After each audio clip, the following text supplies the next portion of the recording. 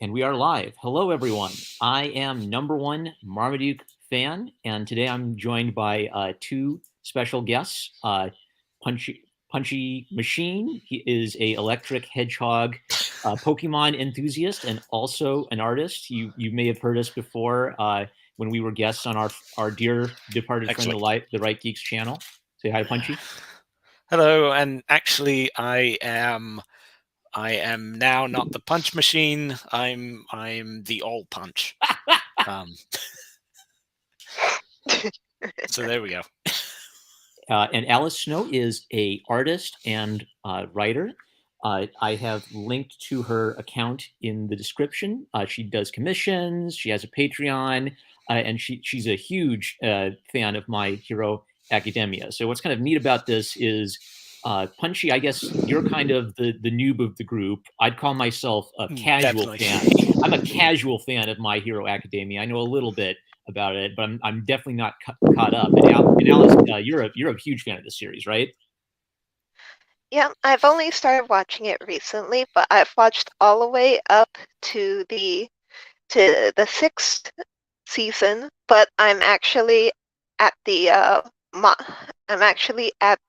deep in the manga as well. Awesome. So let me tell you guys my story about. It's kind of like the story of how I found out about My Hero Academia. So I was doing in the very early days of my channel. People started talking about it because just of the novelty of it's a manga, but it's got Western style superheroes in it. So I distinctly remember when this first got popular, it was kind of like in waves. It was like, oh, it's a neat, popular little manga. People are checking it out. People are talking about it. So I did my little video on it, and that was I was used to getting under 100 views a video, and that one got 2,000 views in like a week. So it was the first video I ever had that kind of blew up, and it's sort of like I watched in real time as this show kept building and building in popularity. And for me, it's kind of like just like the fun of like, wow, it's so cool watching this comic I knew about build its momentum. So I think there's a lot of interesting ideas to talk about, especially in the early chapters. So Punchy, Alice, do you want to tell us a little bit of like what got you into My Hero Academia? Well, I was looking for new things to draw, and Punchy said that maybe I should try to look at what was most popular. And he said My Hero. At first, I didn't want to watch it because it looked cheesy. But as I got into it, it actually felt like it was actual good storytelling. So then it got me hooked.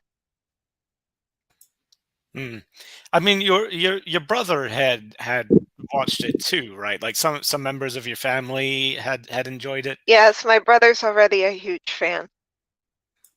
His favorite character is Asui. Oh, that's getting ahead. I left off on season 3, but okay. One more thing. I'm totally fine with spoilers. So for everybody who's watching who may not be caught up with it, I would just recommend this manga. Go check it out. Go enjoy it. But this is your spoiler warning. It's going to be a free speech zone. You can talk about anything you want, any deep lore, any interesting factoids. Don't worry about spoilers. Yeah, because I'm just. Well, I remember how I first found it. I first watched it with Alice. As she was saying, I was bugging her. I was like, "Yeah, come on, let's watch it. Let's check it out." Because it is popular, and it is one of those things that as artists ourselves, you kind of want to stay on top of the trends and know what the fanboys are talking about when they come up and ask for commissions or whatever. But while she got super into it, I kind of dropped off after maybe the first season or so. I was like, okay, so I'm still very much a noob as far as My Hero Academia goes, and we could maybe get into the reasons for that later on. I don't hate it. I just didn't pick it up as much as Alice did. She just consumed it like crazy. I'm actually trying to think. When did My Hero Academia, like what year did it first start getting popular? I think 2016 it came out, and then 2017 is when I started noticing like the explosion in Yeah, popularity. was that around the same time as the gay figure skater anime had Oh boy, had Yuri on got Ice. really, yeah, that one. Was that the same year, or somewhere around there? It was around the same time. Yeah, Yeah, late because mid to 2010s. Yeah. yeah, because I remember we were actually at an anime convention the first time I became aware of it, and all the like fan art and posters, and actually the first thing that really kind of caught my eye and kind of um I don't know, gave me an introduction to My Hero Academia. Um, was a Dakimakura of All Might with um, big silicon pectoral muscles Oh no. attached to it. So, um, that was a bit disconcerting. I think that may have played The into horny me. part of the fandom. Yeah, Yeah. yeah. Anytime something hits like ultra popular, that you're just gonna have to learn to accept that. Yeah, that was my introduction. So I kind of avoided it for the first few years, but um eventually we both tried it, and I'm still a noob. Alice is the expert. So Nice. The page we're looking at, by the way, there's a little lore to this. Uh, apparently Horikoshi has said he's afraid of drawing hands, so his solution to that was to just start drawing himself as a little scary hand monster in order to practice it. So that's why he represents himself as a creepy living hand in all of his self portraits. that's Uh, actually a really good idea. I'm I'm impressed by that. That's kind of brilliant. And I love this line, by the way. This one might not remain popular, but for now, I'll just be happy if everyone finds it as fun as I do. Like, oh boy, like you can kind of looking back on it. Well, yeah, of course. Did he know then like it was gonna like blow up the way it did? So I will kind of like walk us through it. I can't show everything because of the YouTube copyright guys, but I'll show us key pages, and if either of you think of a moment, I'll pause and dig it up. So after a couple little introductory illustrations, we meet our protagonist right away, and he kind of introduces himself with a with his sort of like a key thought.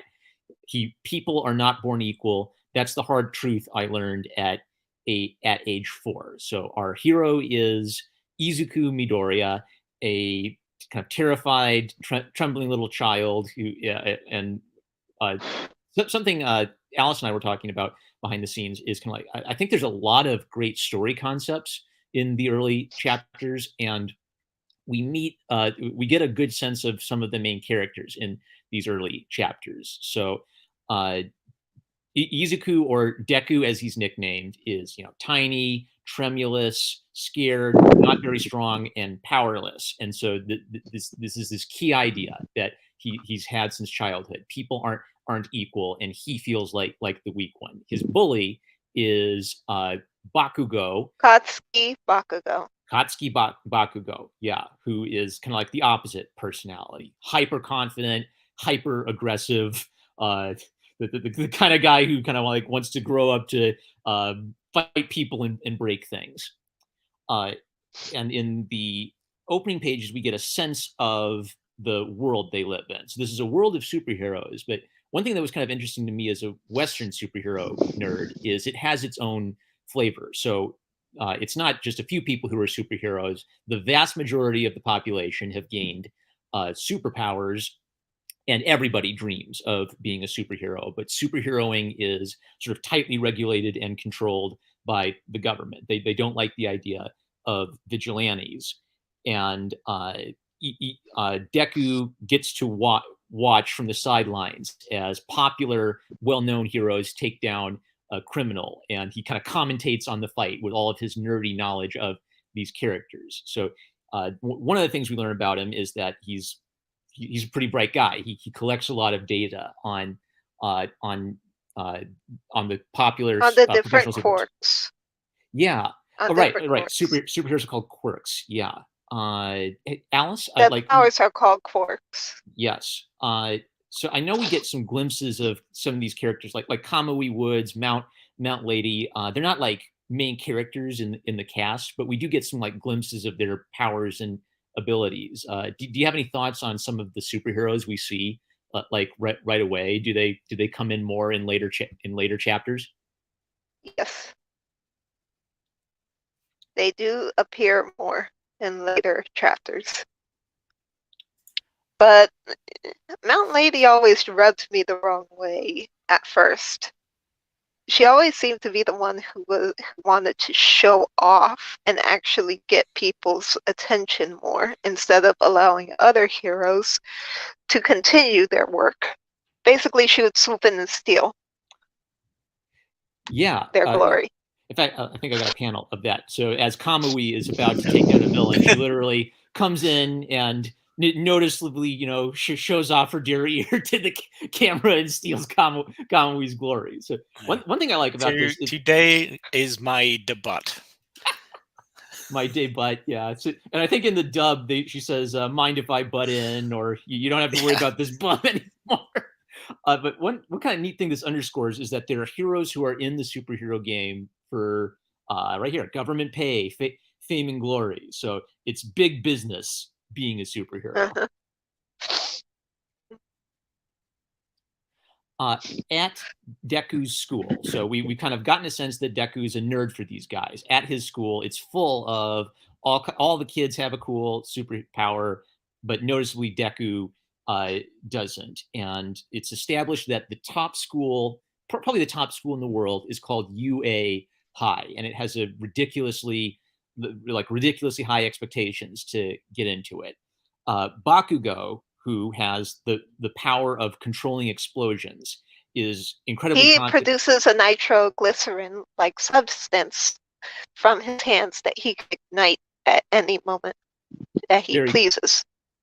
Very good. Yeah, and that's important actually, because in later chapters, the fact that he does it that way, he can also like collect the substance and use it to charge up super blast with special equipment. Yeah, but it's a very, very good superpower, and he wants to become Bakugo wants to become the greatest hero in the world, and he seems like he has the talent to do it. Now, noticeably, only Bakugo and Deku have even tried to apply for UA. Like UA's reputation is so big, most of these students, even if they want to be heroes, don't seem to think they can get into UA.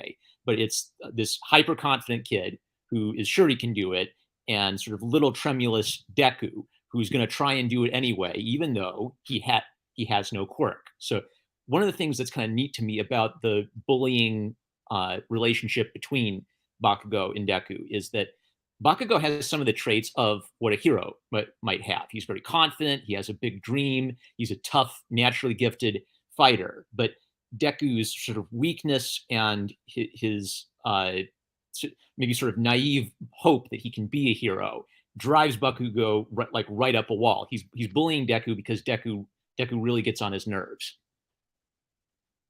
Though another thing that is noticeable is that Deku wants to genuinely help people, while Bakugo, let's just say he doesn't have a soft side right now. He's pretty much just in for the fight, not the help. Yeah. So Bakugo has talent and ambition. Deku doesn't have talent, but he has hope and he has compassion. Yeah. And now the bullying relationship is pretty dark. So there's a physical element of the bullying, and Deku is clearly like completely intimidated by Bakugo. So I think his line is, I wasn't saying I would compete with you. So Bakugo is sort of furious that Deku thinks that he's the equal of him, and Deku's just saying, well, no, I'm not trying to do that. I'm just saying there's no harm in me trying. Bakugo mocks him for this, and this builds up to Bakugo telling him maybe if you take a swan dive off the roof, maybe you can reincarnate in your next life as a superhero. Baku is basically telling Deku there's no way your dream is ever going to come true, and trying to break Deku's spirit. Now, Deku's hero since childhood is All Might. All Might is the #1 hero. He's a symbol of justice across the world. So for Bakugo, becoming the best means surpassing that guy, and Deku has just sort of like idolized him since childhood. Let me see if I can find it. I think it's here. Yeah. So after Bakugo, burns his notebook and threatens him and walks off, Deku looks back on his childhood and he remembers being like a little kid sitting at the computer watching videos of All Might over and over again. I really like the touch that the video is too scary for mommy to watch. That's just a nice little character moment for mom. But All Might isn't just a great hero. He saves people with a big smile on his face and a big laugh. So it's sort of like to Deku, All Might is his image of what the perfect hero should be. He wants to be that himself.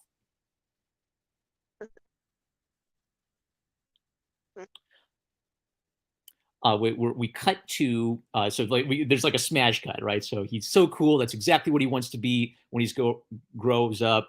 Boom.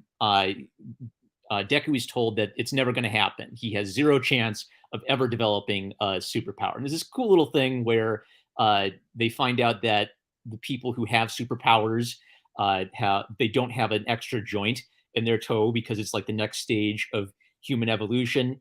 Deku has the unnecessary joint in his toe. He's the previous stage of human evolution. If he was going to ever get a quirk, it should have manifested by now. So he's basically told there is zero chance that this dream will ever come true. And then kind of like his heart broken, he keeps watching the All Might video over and over again, hoping that he could be a cool superhero like that. And his mom tells him, "I'm sorry, Izuku, I'm sorry." And what he thinks is, no, that's not what I wanted to hear. And then we come back to the present time. Yeah, it's the Lisa Simpson stubbiness story arc, basically. If you've ever seen that episode of The Simpsons, Simpsons did it. There's an episode where Lisa is she's a big saxophone player, right? And she wants to be this super famous, super cool saxophone player when she grows up. But a doctor looks at her fingers and tells her that she's got this congenital stubbiness in her fingers, so she'll never be able to play saxophone well, and that kind of destroys her. And it's a classic storyline of a child's dreams being smashed before they even get off the ground. So it's delightful.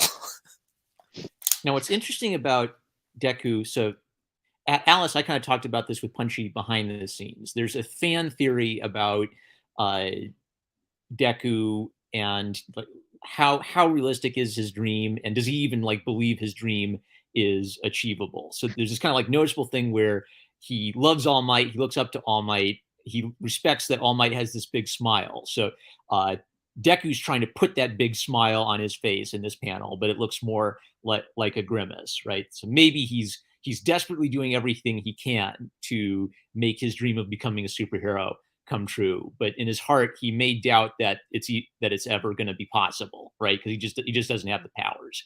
While he's trying to psych himself up, he's attacked by a supervillain that's basically like living mud and can suffocate you. And dun da da da, his biggest hero of all time in the whole world shows up to save the day. And there's this really cool thing where All Might is drawn with heavy black and cross hatching, kind of like a Jack Kirby character, and everybody else is drawn in kind of a standard manga style. I think there's a panel somewhere where Deku takes one look at him and says, "Wow, he's drawn different in a completely different style."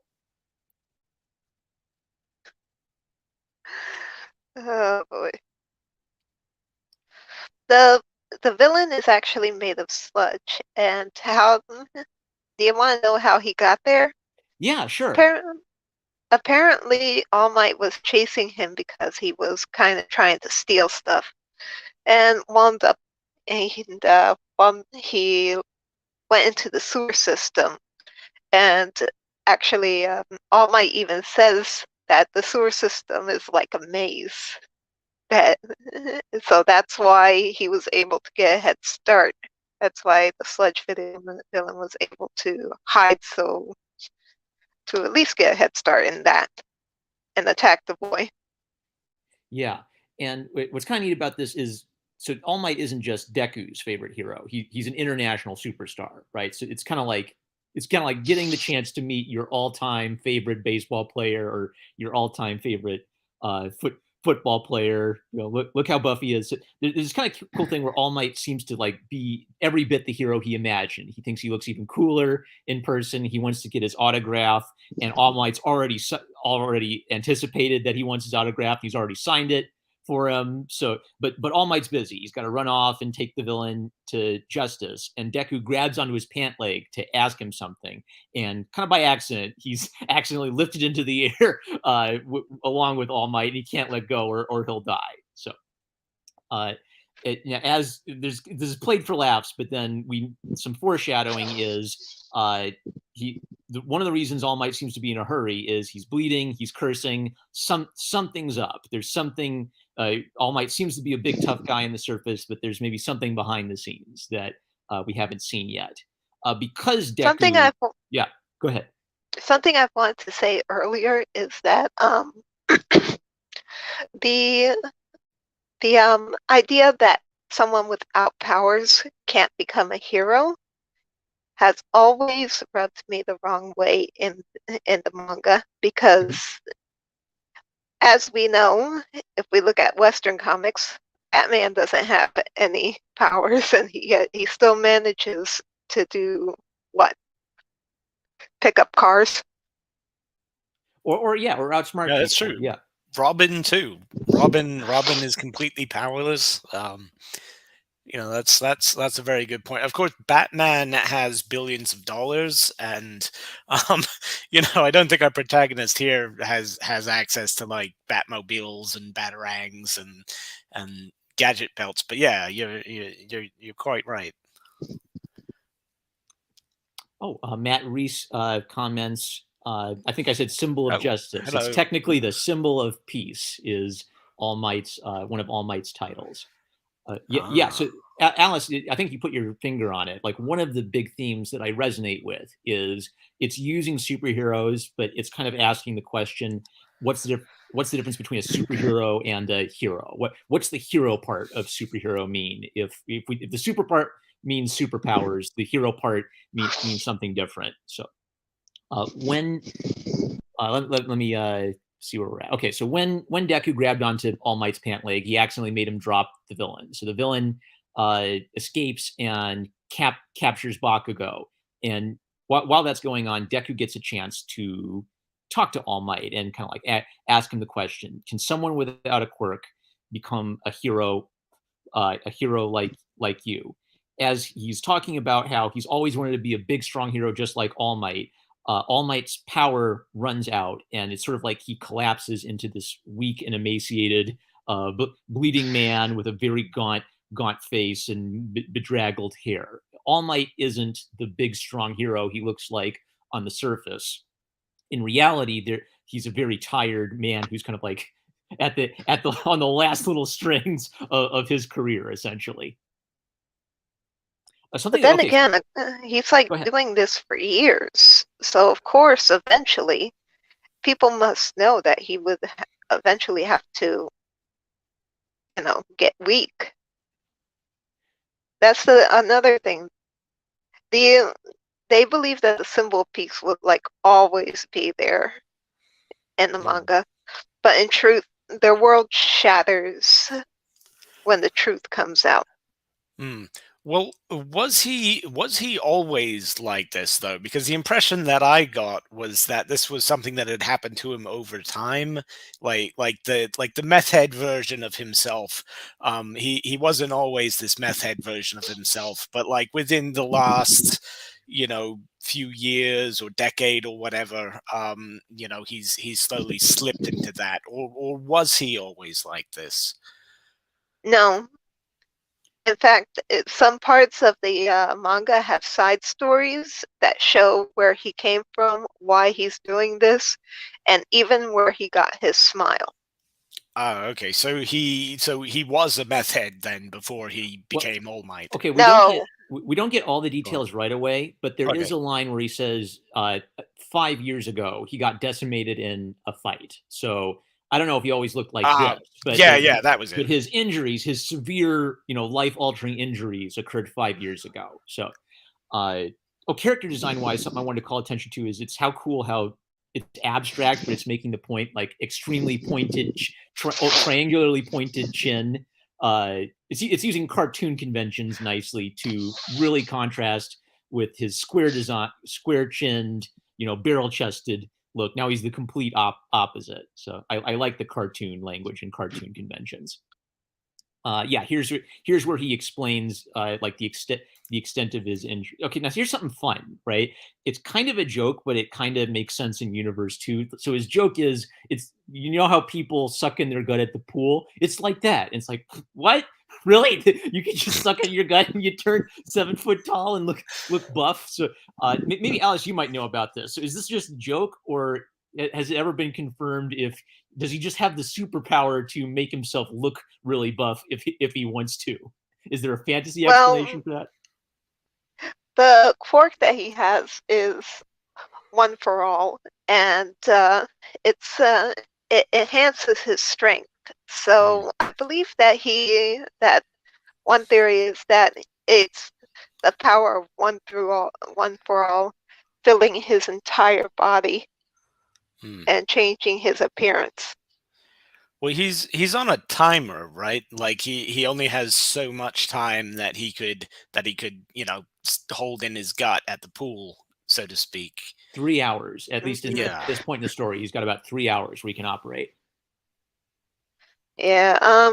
Also, he actually even explains why he can't hold it for much longer. It's because of the damage that he had taken. Basically, I believe he's lost part or maybe all of his stomach and a lung. So he basically crippled, massively crippled Something that by the injuries. something that stood out to me is there was a kind of a episode 0 of My Hero Academia just called My Hero, where the artist kind of like tried out the idea, and it's kind of like he took his ideas from that and reworked them in My Hero Academia. So in My Hero, Jack Midoriya is anemic and has weak lungs. So it's sort of like he took Jack Midoriya and divided them into two characters. He gave Deku Midoriya Jack Midoriya's kind of like nerdy personality, and he gave All Might Jack Midoriya's physical emaciated qualities. I kind of like that he's willing to take his old ideas and characters and jumble them around a little bit. This is kind of a neat sequence because All Might's making the point that that smile I have is just a brave face I'm putting on in spite of the fear, because I'm a symbol of peace, because my mere presence stops crime. I can't let people know that I'm weak, and I can't let people see this weak side of me. So he kind of like urges Deku not to talk about this on the internet. This is something that has to remain a secret about me. Yeah, and go ahead. That's actually kind of interesting, because as you were saying not too long ago with Deku himself, right? He likes to appear confident. He forces himself to smile, right? And there's this question of, does he really believe it, but he's faking it to make it, basically. And that's kind of the same thing that All Might's doing, right? Yeah. He's faking it to make it. He's putting on that brave smile and being the big tough guy for as long as he can, and then as soon as the crowds go away, he can go back to being a dejected meth head sitting on a roof somewhere. But there's actually another explanation for this. Okay, He yeah, go. because of all the years that he spent as a hero and all the things that he's seen. Some like a cop that has seen so much that So he's at some point he is completely desensitized. so it's like superhero PTSD or something. Yep. Hmm.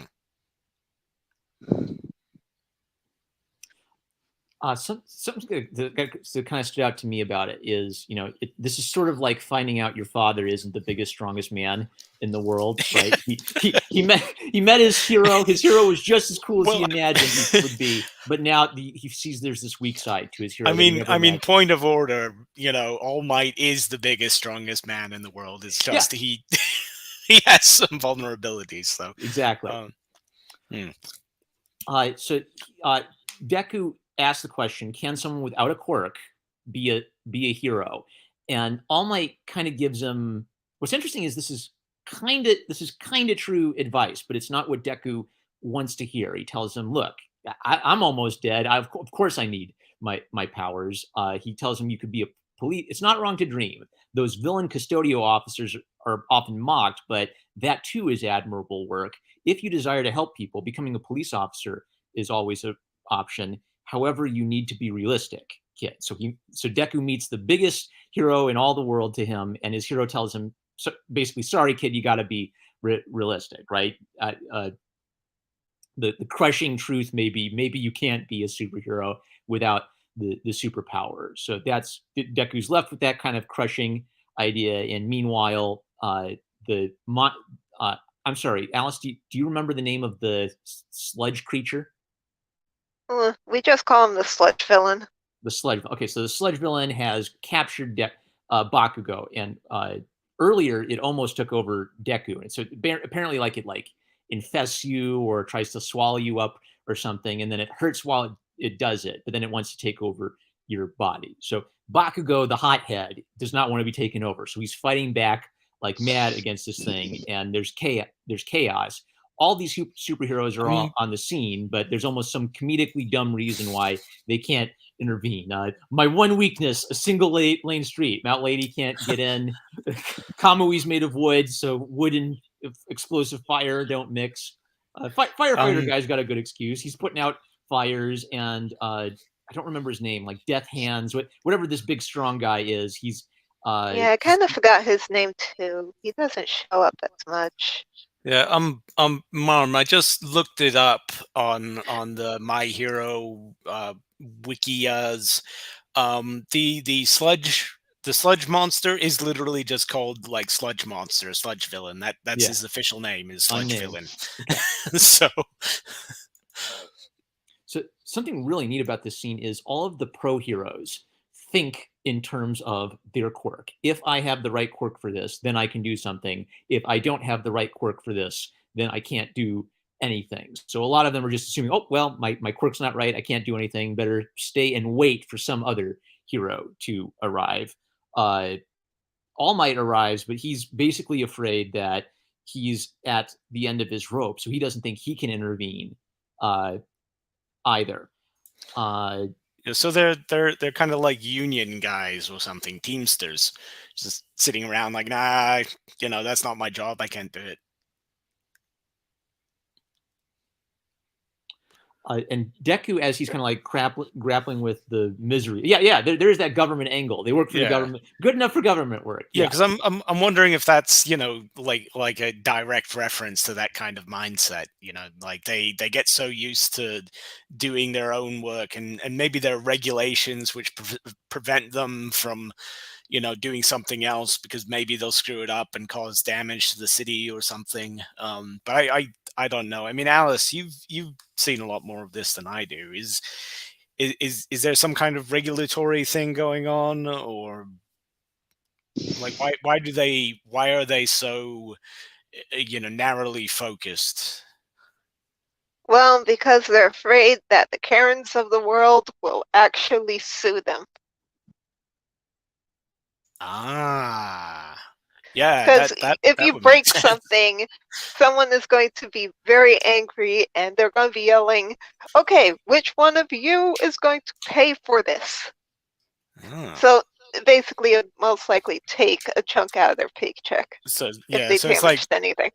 fear of lawsuits and stuff. Kind of keeping the superheroes from doing their job. Yeah, there is this kind of Uh-huh. this neat angle of the government and public opinion is a strong. It's kind of like Incredibles. Incredibles has this theme that, well, Yeah, what yeah. stops people suing superheroes is what stopped superheroes. So, Yeah, actually, because that comes up in One Punch Man as well. You know, now I'm when did The Incredibles come out? that's 2004, I think, was Okay, Incredibles, maybe so that 2005. was like the OG.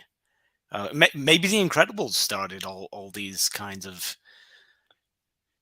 And what's neat, Incredibles was before, like, I think superhero as every single movie is a superhero movie. That started picking up around like 2008, I think, with Mm, Iron Man. So Incredibles was kind of like a proto superhero movie. Yeah. yeah, it's responsible for everything. Then it's the superhero thing, at least for the 2000s.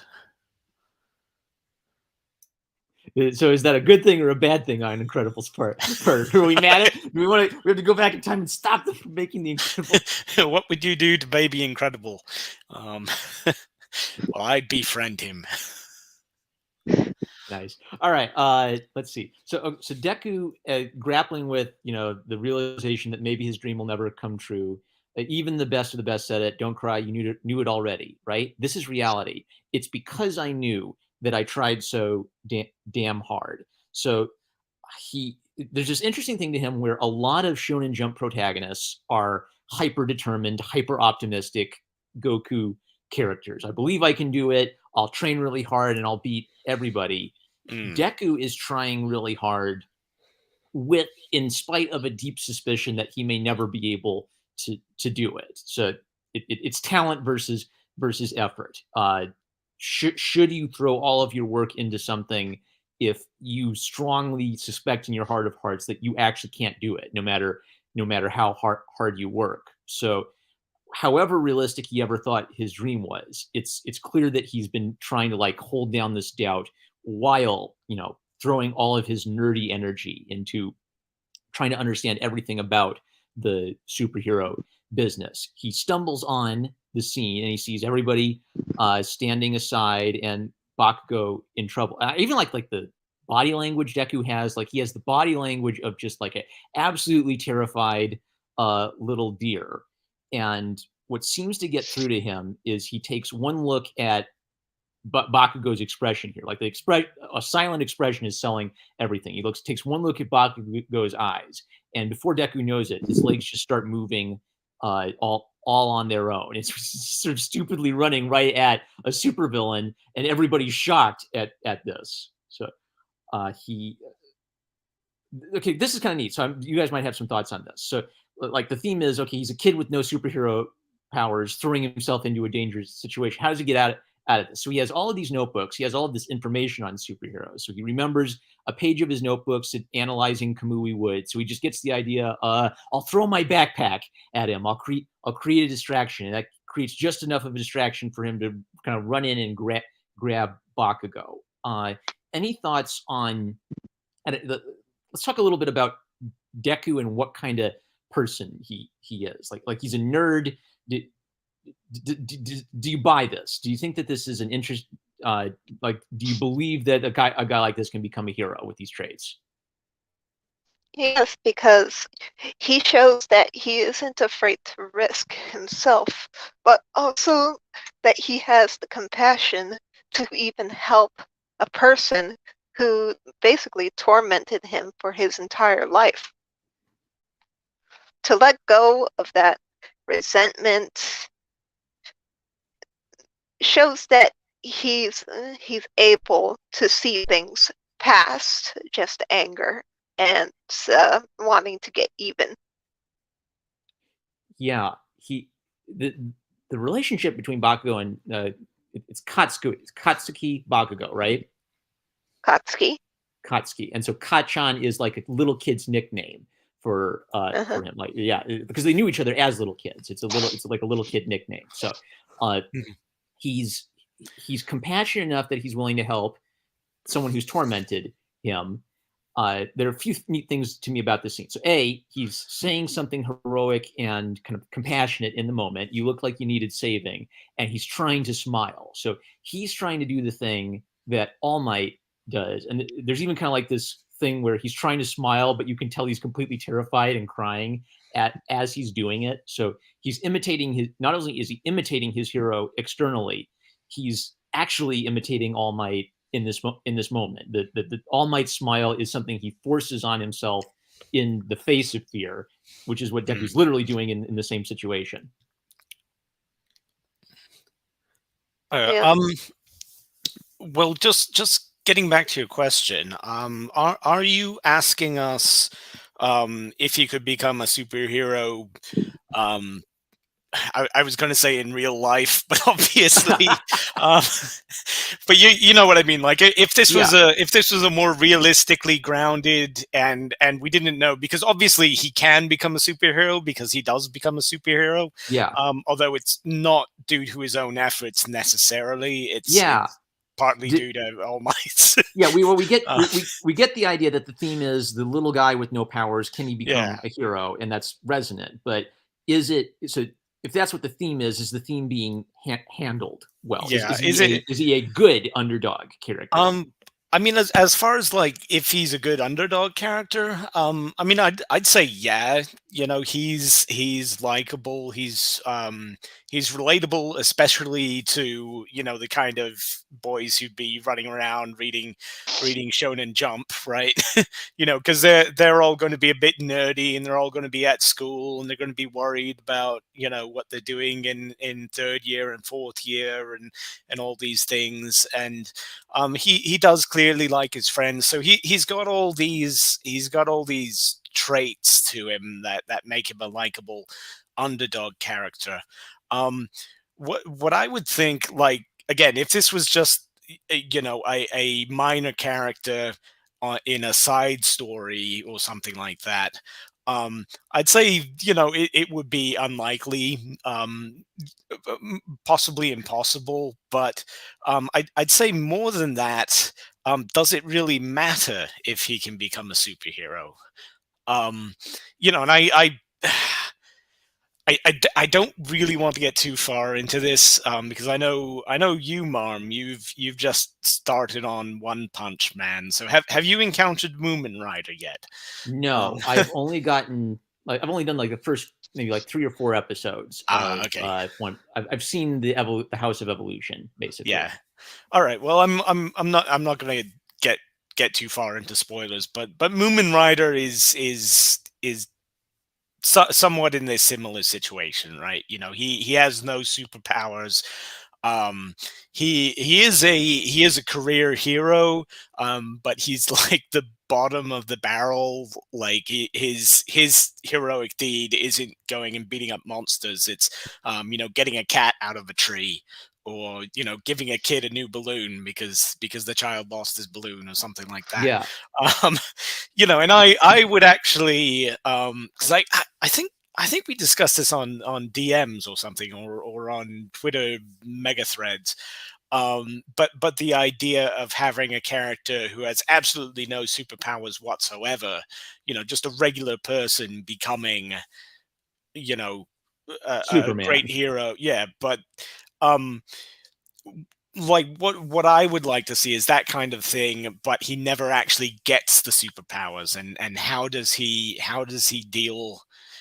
do great things even if he doesn't have the ability to make snakes shoot out of his arms, or gravity slam people or something. Yeah.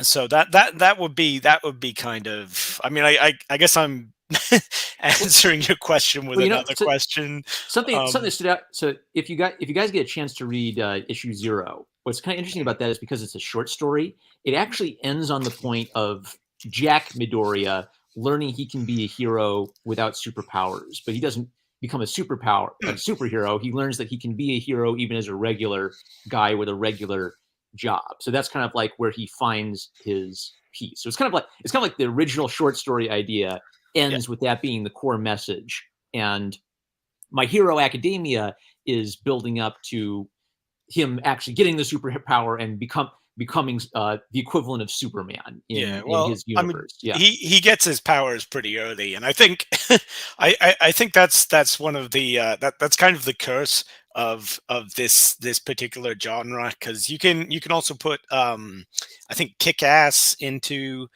the same loose genre, and the boys as well, which I've ragged on Twitter, and I've got issues with it, but the central conceit of both of those things, Kick Ass and the boys, is what happens when a normal person, right? Normal kid, normal young guy is thrust into this world of superheroes and has to make the best of it. Mm-hmm. And in all of these cases, like they stick with the premise for maybe a couple issues, or a couple episodes in the case of the boys, and then after that, because people expect to see a superhero comic being a superhero comic, right? You want to see the cool superheroes blowing stuff up and punching each other. So eventually it just kind of, it has to go that way, and the writers dump that original. Yeah. Yeah, no, Yeah. The normally. problem is if you Um, give Deku the biggest, coolest superpower in the world, then he's not an underdog yeah, anymore. you Uh, know, I really and resonate with the underdog aspect of it. It just kind of feels what I've said about this is I wish he didn't get the superpower so early. And yeah, it's like I expect him to get the superpower and be Superman eventually.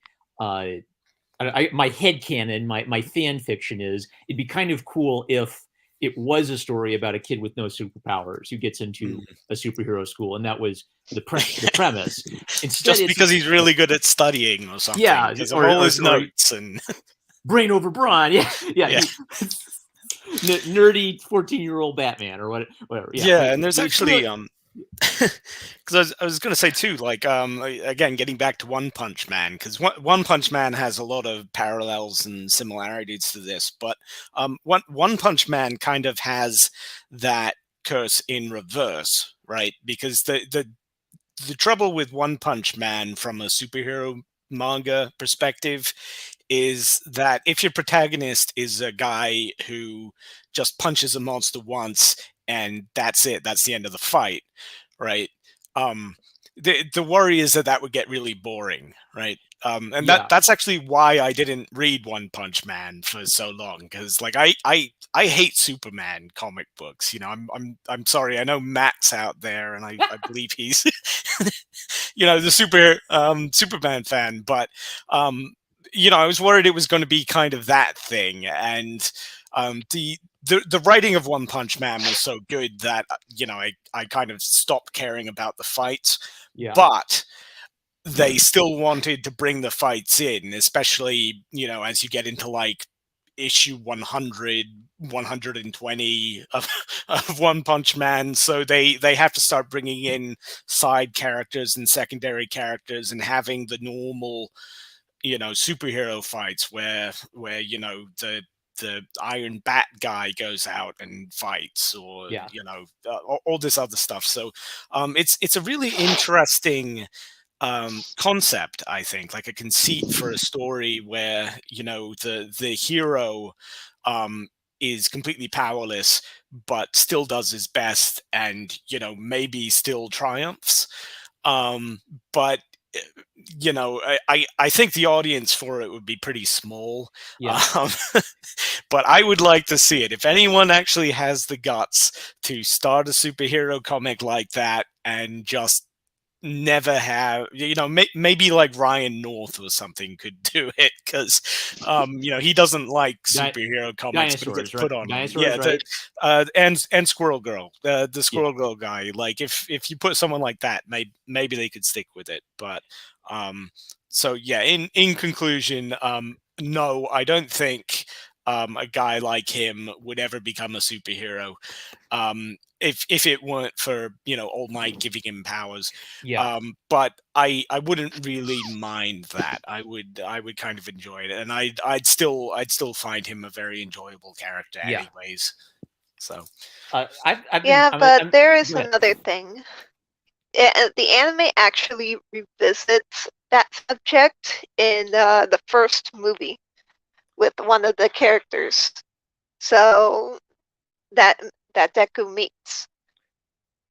So they do Nice. revisit it, but the concept of the about not having powers and stuff, that was pushed off to the side for a new one, which is how which is mm,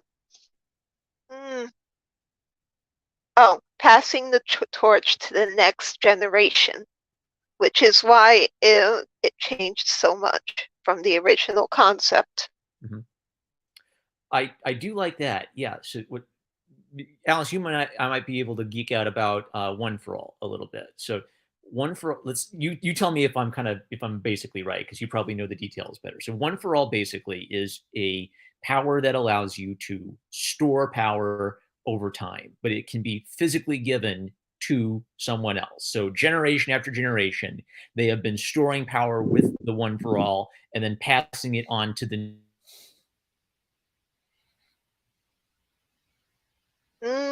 What? oh, I think he was asking, are you still there? Yes. Yeah, I think he's asking, if you have any thoughts on that One for All superpower. Well, I guess it's sort of. Hmm, Well, I actually have a few thoughts on the One for All superpower myself. Um, because I got into this, not knowing anything about All Might, besides the silicon pecs and all that stuff. I actually thought he was supposed to be like Donald Trump or something at first. um, I don't really know why, um, but this idea you might of have being seen you able. might have seen My Hero Macadamia. Well, yeah, I mean, I've seen that too, but I mean, I knew that was based on, but I mean, the actual All Might, like the original All Might OG, even before there was the My Hero Macadamia stuff. I got the impression, I was like, is he supposed to be Donald Trump? Um, but with his superpower, it's actually like that's a kind of superpower that I really enjoy, because this is something that was actually bothering my nerd self many years ago. Um, I was trying to work out how you could have like a libertarian superhero, right? Um, because most superheroes, you remember several years ago the SJs were going after superheroes because they were all fashy Right. and white supremacist and whatever. Police. They're all policey or they're all soldiery. Yeah. Yeah, they're all like policey and soldiery. And the thing is, like, there's nothing wrong with enjoying policey and soldiery superheroes, right? Like, I'm not gonna like browbeat people for enjoying that. But there is merit to that observation, I think. People like Batman, right? He is very policey and soldiery. He's very lawful good, right? You want The non-aggression Punisher. principle, man. Yeah, some kind of non-aggression principle man, somebody who doesn't go out and solve things by punching poor people in the face. And I was like, how exactly can you do that? And the only thing I could think of was having a superhero whose power was to give power to other people so that they could then solve the problems on their own, right? Yeah, rather than being the big government, kind of nanny state guy who comes in and saves the day, and then you peons go back to your regular jobs or whatever. Be a guy that empowers other people to homestead and to be self-reliant, like self-reliance man or something. And I've never really seen any like there may be superheroes like that out there, and um but I think this comes close, right? Like It's this idea that he can bestow power on other people, and there's this big chain of just everybody helping each other out, and moving things forward so that other people can step up and be self-reliant too. It's like a little um less communist and a little bit more like father to son kind of thing. yeah. Yeah, the passing on the power is like a father teaching his son how to be a man. Like Deku's father is noticeably absent, and All Might is noticeably the big strong man that Deku wants to be like. So yeah, it's a power, but it's also a metaphor, a solid metaphor for passing the torch. It's literally like the thing it symbolizes. Maybe one more thing about this whole interaction is, of course, Bakugo is outraged by basically being reminded that he needed someone else. So to Bakugo, this stung his pride, and Deku actually seems to be at peace. It feels like, okay, now that I've gotten through that, maybe I can finally focus on a realistic future.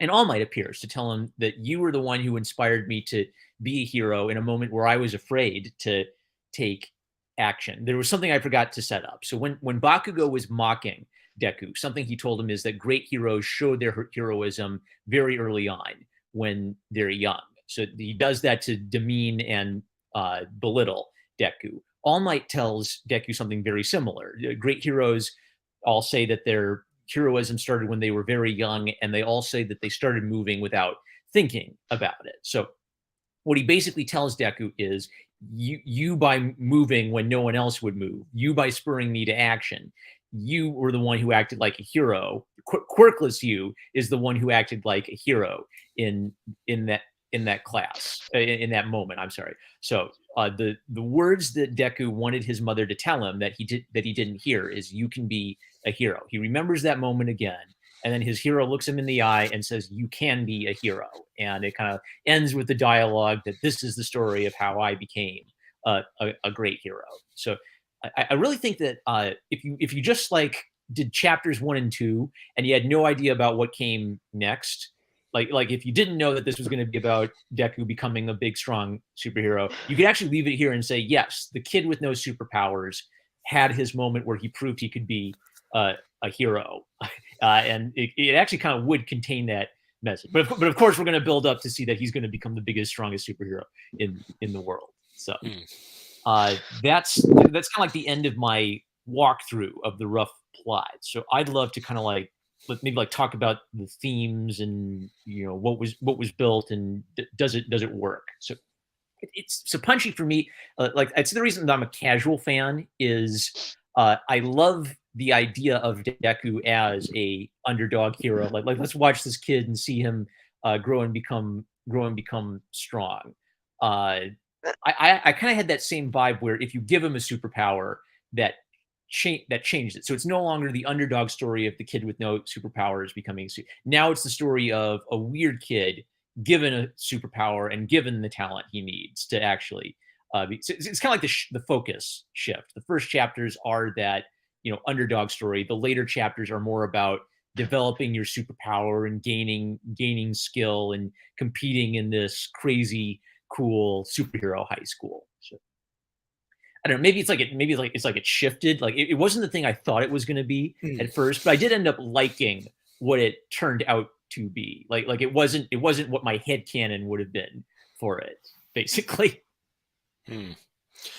Well, for me, it actually kind of was what my head canon thought it would be. The first two issues, I thought I didn't expect, and I thought were really great, and I was like, oh yeah, this is going to be cool. And then when it shifted to, kind of high school Harry Potter for MCU wannabes, that's kind of when I lost interest and shied away. But I was expecting it to be that the whole way through. So I at least got two episodes of you know like a teaser, a tantalizing teaser of something else, and then it goes into the main thing.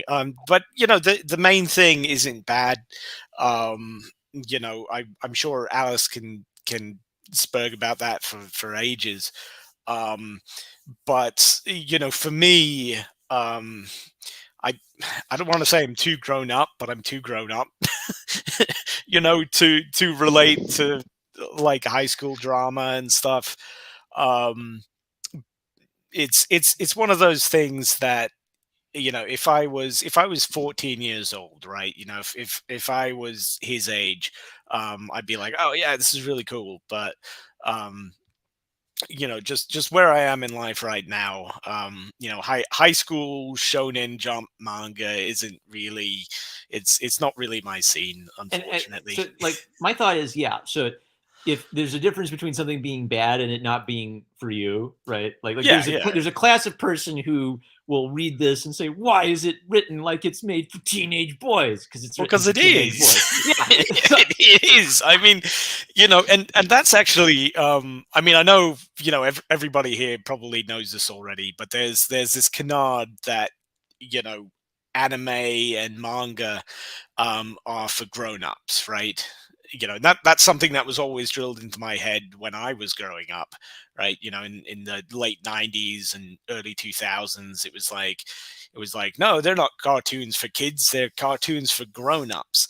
But the trouble is, like, in Japan, like, the kind of grown-up stuff is mostly between the ages of like 13 and 18. So it's not like you won't see Deku doing his taxes and going to the grocery store and missing the sale day and not being able to buy kale because his coupon expired or something, okay. right? Which actually does happen in One Punch Man, and that's one of the reasons that I really like One Yeah. Punch Man. So But I'm gonna.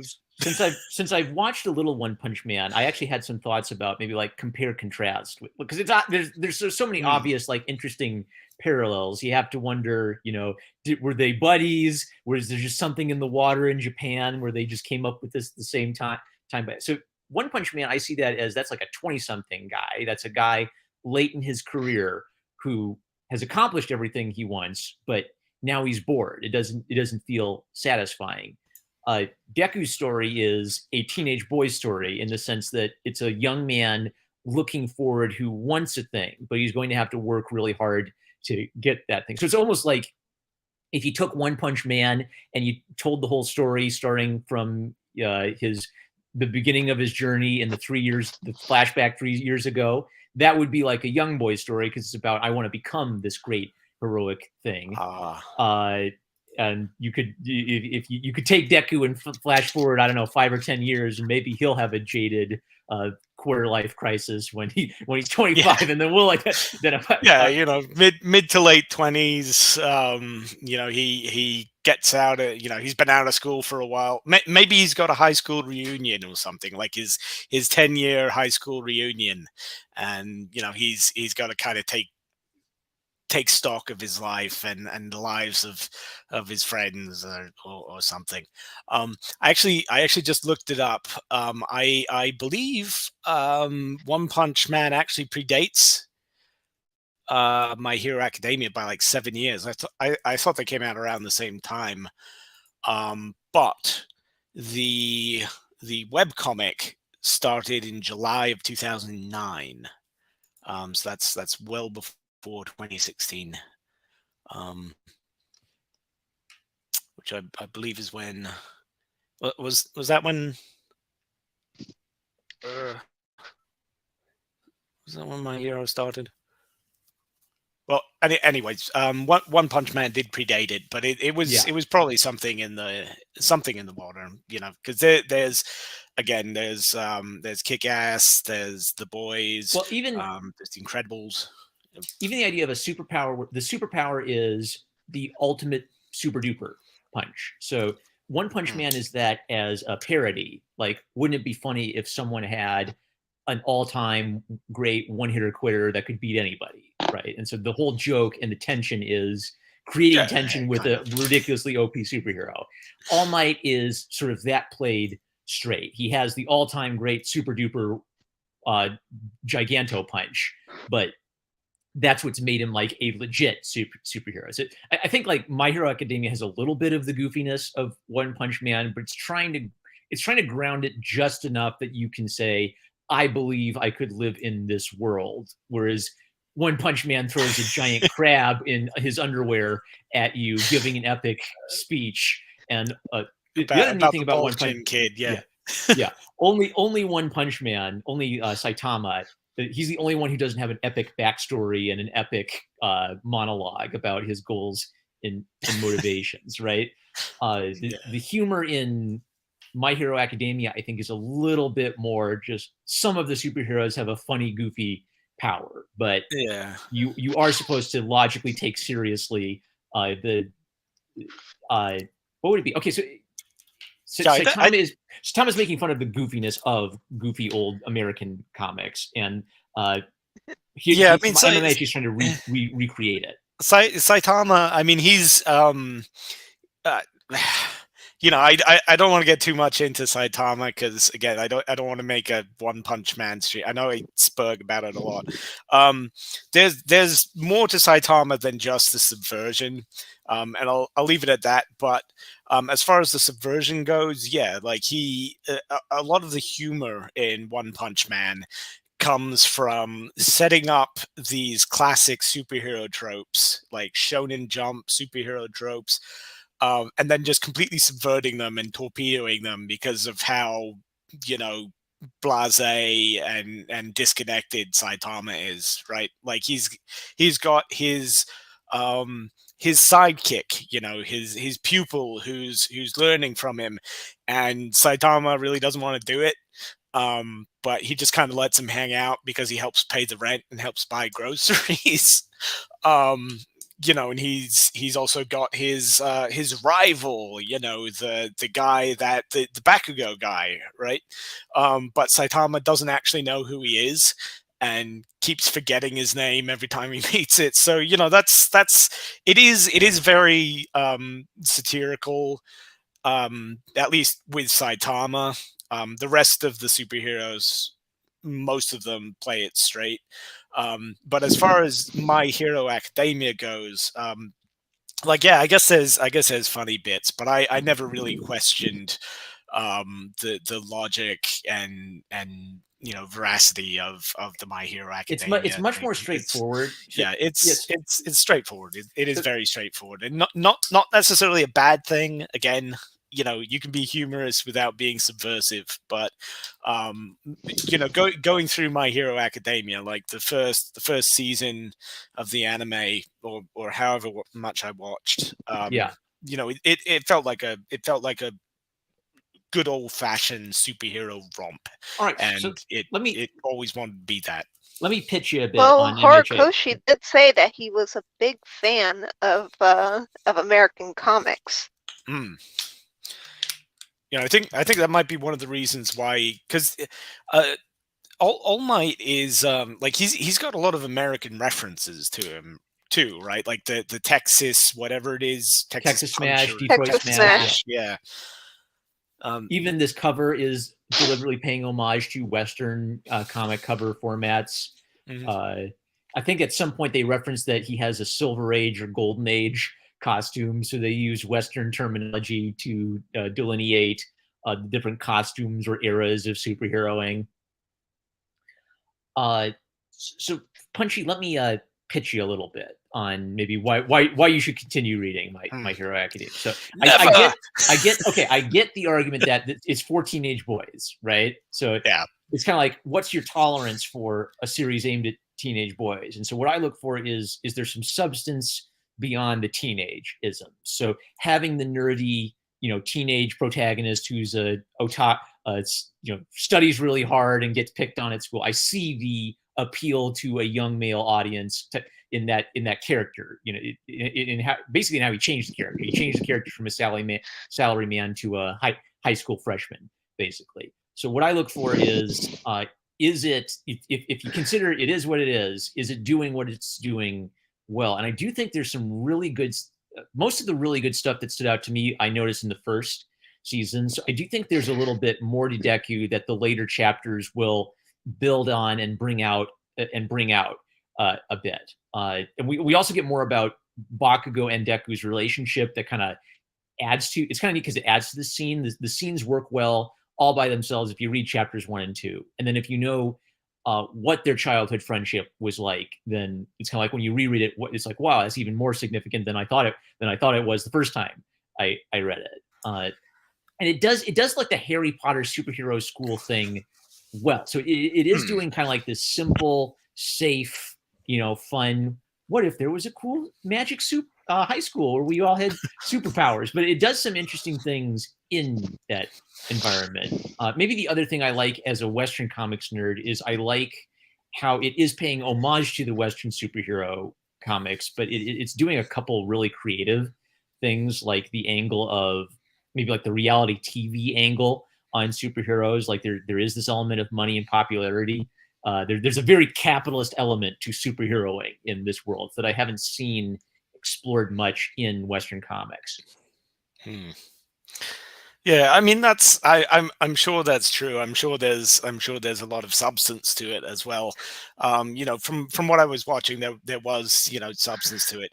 But I guess my question would be, leaving aside the substance, are there any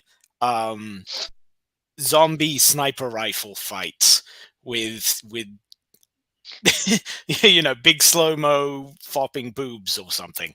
High School of the Dead. Yes. Alice gets the reference. I don't know if anybody else gets the reference. Someone in college showed me some clips of that to make fun of me, right? Like, Yeah, hey, Marv, you should watch this. You'll love it. It's absolutely classic. If you haven't seen it, or anyone in the audience who hasn't seen it, just look up High School of the Dead sniper rifle scene, and you'll get. If you still have your innocence, be prepared to lose it.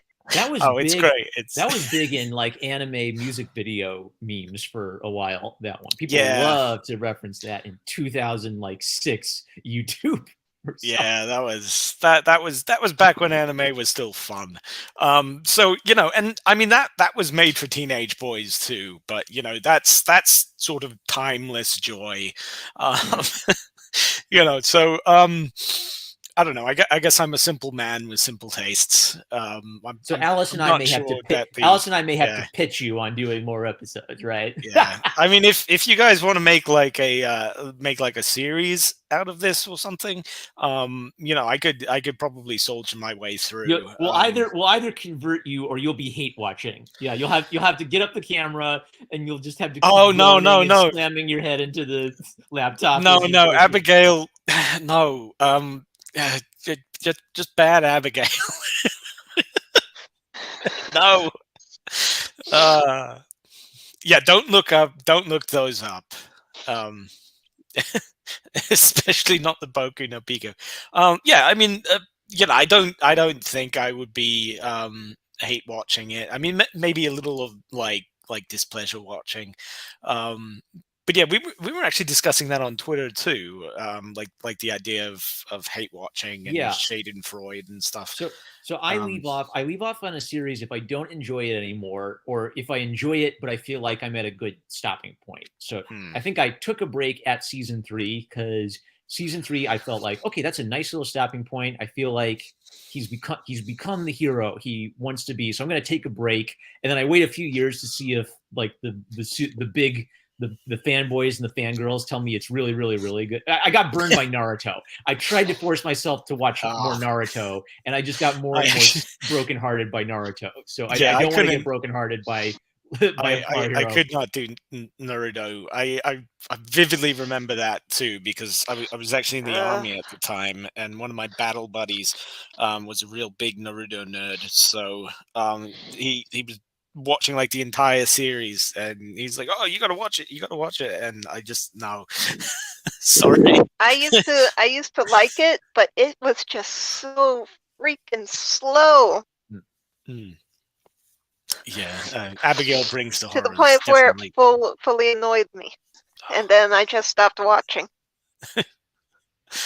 Let me say something about Naruto, because I think that's one of the reasons I liked My Hero Academia. So my hot take on Naruto is I think Naruto tried to add a little bit more complexity to the classic Shonen Jump characters. Like all of these have, strong formulas. It's always like a young man with a problem who dreams of becoming the best in the world at whatever the thing is. Sometimes it's the Pirate King, it's the world's greatest superhero, it's the Hokage, it's the Wizard King, right? So but Goku and Monkey D. Luffy are optimistic, cheerful, fun boys. They don't have like a big, deep emotional trauma at the center of their hearts that makes them sad. But Naruto had a tragedy in his heart. He was the lonely kid who nobody liked. So for him, becoming a hero was overcoming the childhood trauma of being isolated as a child.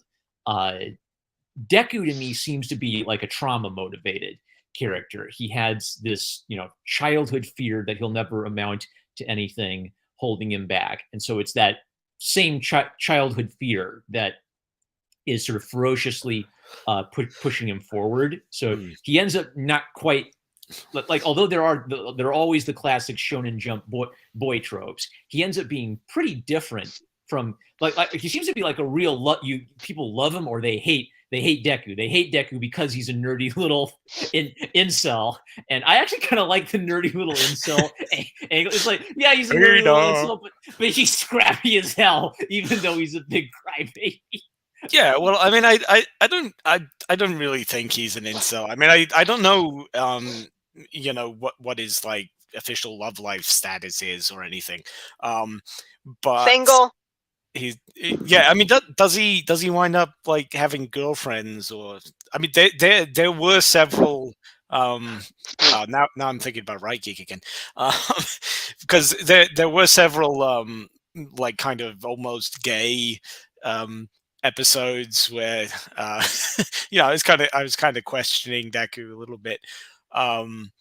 But does he wind up with anyone? Is there like a romance interest? There's a female love interest, but I don't know how it ends. But I'm okay with spoilers, Alice. If you want to drop, trust me, they don't become official or anything. It's basically just basically she loves him, but he's completely oblivious to anything because he's more focused on being a hero.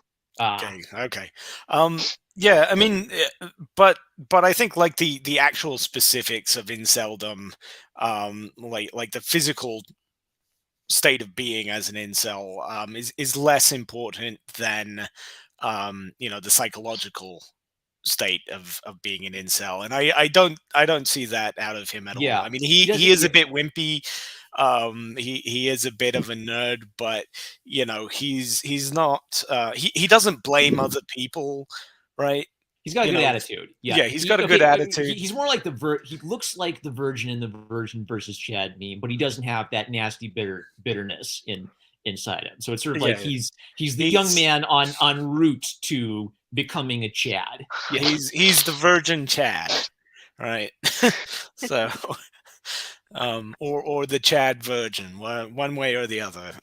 So yeah, I wouldn't say he definitely doesn't. He didn't rub me the wrong way in the same way that like Steven Universe did. But yeah, he's fine. I will give him a pass and say not incel. So have to skip Well, the that film. actually plays into his backstory as well, He's because extremely gay he according to no, because since he didn't have powers, he had to focus on other things, and in his case, it was analyzing people's quirks to find weaknesses and how they could be better. Yeah, that was the part Yes. where I kind of said, yeah, okay, that's the brain over brawn angle. So he's given his superpower, but he can't really control it.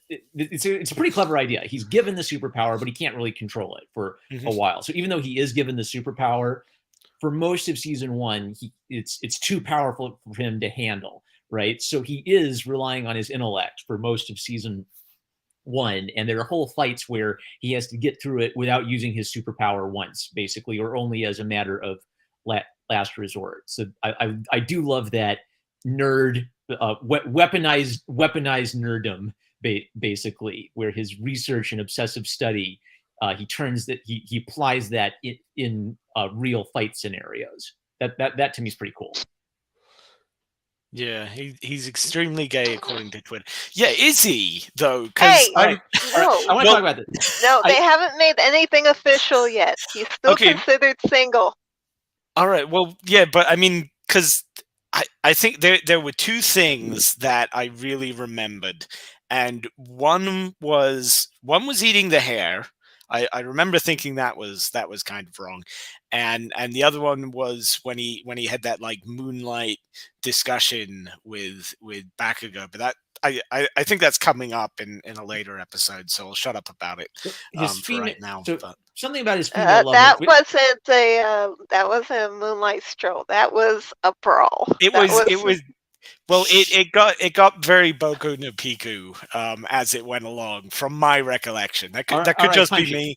Punchy, let me pitch you on something. So when the Okay. female love interest shows up, what's kind of interesting about her is she's the opposite of a tomboy. So you'd think I wouldn't like her, but she works really, really well. And Okay. I don't know. Uraraka. Yep, Uraraka. Yeah. So she had. I have pause, but I would be kind of. I wish that Shonen Jump. I guess you can't fault Shonen Jump for being Shonen Jump. I wish that they would do a little bit, like I wish the Shonen Jump guys would go spend a week mentoring under like the shoujo authors, and then learn all of their tips and tricks, and then just bring that back and put that into the Shonen Jump manga so they could do romance.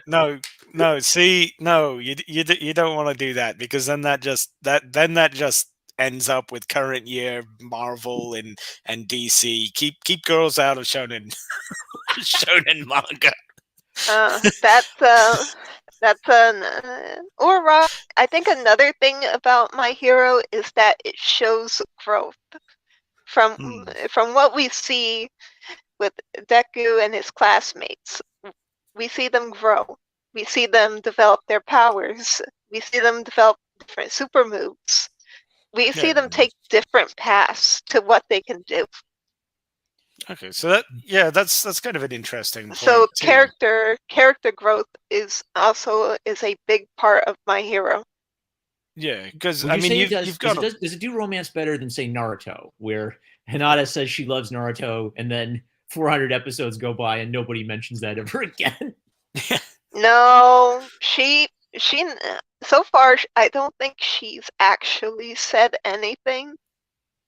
All right, we're still in will they won't they phase for the high school romance angle, but there is character development, even if it's not necessarily like I've got a girlfriend and now we're going to do relationship dynamics, subplots. We're still in that early little puppy love phase for them, right? Yeah. I think it's more like a one-sided like, but he does get flustered every time someone says something, because of the fact that he knows he's trying to focus on his things, but she basically idolizes him in some way, to the point of where it looks like absolute obsession. And later on, they actually introduce a character that is absolutely obsessed with with making Izuku hers, or making him bleed. If anyone knows that. All right, So- I so think like a Gandalf I or think I can something? catch the reference. Yeah, it's Lucy and Schroeder. Lucy sits at Schroeder's piano, and Schroeder's playing his piano. Is so concentrated on playing Beethoven, he can't see Lucy, who's just sitting there bugging him for attention. Yeah, well, that's actually because Alice raises an interesting point. You know, because like with One Punch Man, for example, there's a lot of side characters, and I actually find that a lot of times the side characters are some of the most interesting characters in One Punch Man, especially Moomin Rider and King. I absolutely adore them, and seeing how their stories grow. Um, but you know, Deku is in this school, right? And he does have all these classmates, and presumably all these classmates are, you know, they're in a similar boat, right? They've all got to grow, they've all got to develop their powers, they've got raging hormones, they've got self doubts and family dramas. So I guess my question would be, like for Alice specifically, and you too, Mom, but I don't know if you've got far enough into it. You know, does this become, you know, like an ensemble Yeah, cast where there's, you know, everybody has really interesting character growths, and you get to see all the students, you know, doing different things and failing and succeeding, and like, In a are the side way, characters yes. cool? Okay. Yes. In fact, a good portion of the side characters are very good in their growth as well. Okay, because One that I can think of is Fumikage, who has something called Dark Shadow. hmm, His quirk it basically has him producing a sentient shadow. ooh, At first, he can't control that shadow, and it would go wild in darkness. But as he grows, we start seeing him change. We see him get a mentor. We see him develop new moves. We see him actually take control of Dark Shadow and its actions. So, and that's with like every character, including Uraraka. Basically, all 20 kids have something that grows. yeah, hmm, I would agree with Alice. I think the ensemble cast is one of the strengths of My Hero. So we okay. mostly follow Deku. We get a glimpse into the minds of most of his. I kind of call it like what would you call it? So it's sort of like a bunch of the other kids get quite a good bit of good character development, and even ones who don't come out and star for a while. Hmm. We may not get like their whole backstory, but at least some of them are interesting. So maybe we don't know, you know, what their childhood trauma is, but they might have a fun personality, or not a superhero quirk, but a personality quirk that's Hmm. kind of noticeable and makes them interesting and adds humor to everything. But we do get several characters who we have a really good feel for what moves them. So I think that maybe Naruto kicked that off too. Like you want to have more than just the one character. They try out a whole bunch of characters to see who's popular, and if they're popular, they want to. The editors might intervene and say, "Yeah, use that character more." The kids are all voting to say they really like that one. Yeah, Hmm. You should see the popularity polls. You want to take a guess who won 3 times in a row? Bakugo. Yes. Oh, All right. actually, that's another really interesting thing. The idea of character popularity polls, right, and ranking characters, because this is something. I mean, I know like people like lists, and you always see like on YouTube like top 10, blah blah blah blah blah. But in Japan, there's like a it's like an art form for ranking characters and taking character popularity polls, and this is something, you know, I don't read Japanese mangas specifically like in Japanese or anything, but in like gaming, for example, like fighting gaming, if you go to any of the Japanese sources, you'll run into all of these lists and fan polls, like yearly lists, yearly fan polls, and they have real effects on these things, right? The Yeah. music industry, idols, That they get reminds fan me. That polls. reminds me of something that Um, DC did. Yeah, I mean DC sort of does it, but like Japan is like super into it. So I guess um because again, One Punch Man One Punch Man actually makes specific reference to this several times over the storyline, and it's actually part of what keeps the superheroes in their job and doesn't get them fired or whatever. So I guess I'm wondering, is that something that factors into this world specifically? Like do they go into that like idol system where everyone has to have like all the superheroes get ranked based on their fan popularity, and everybody's got their favorite K-pop group or whatever, K-pop Yes, superstars. Okay. yes, that's the rank. That's the hero ranking. Mhm. So All Might is basically it basically goes by how how good they are with the public, how Mhm. they how popular they are, and how many cases they solve. Mhm. All three added together will determines their rank. Yeah, yeah. Abigail has mentioned that some of these elements have.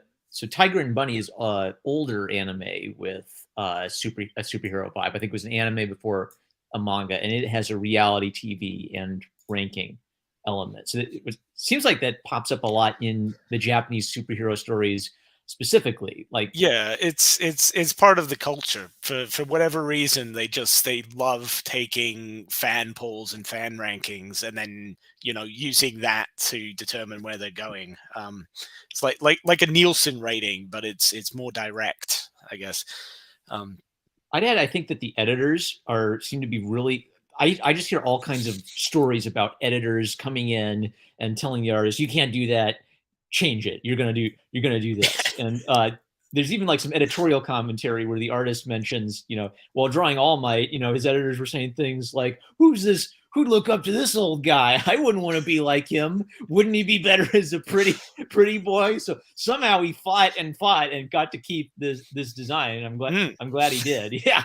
Yeah, well, that's again. I mean that obviously, the American comic book scene has a lot of problems right now, with corporations policing what they can and can't do.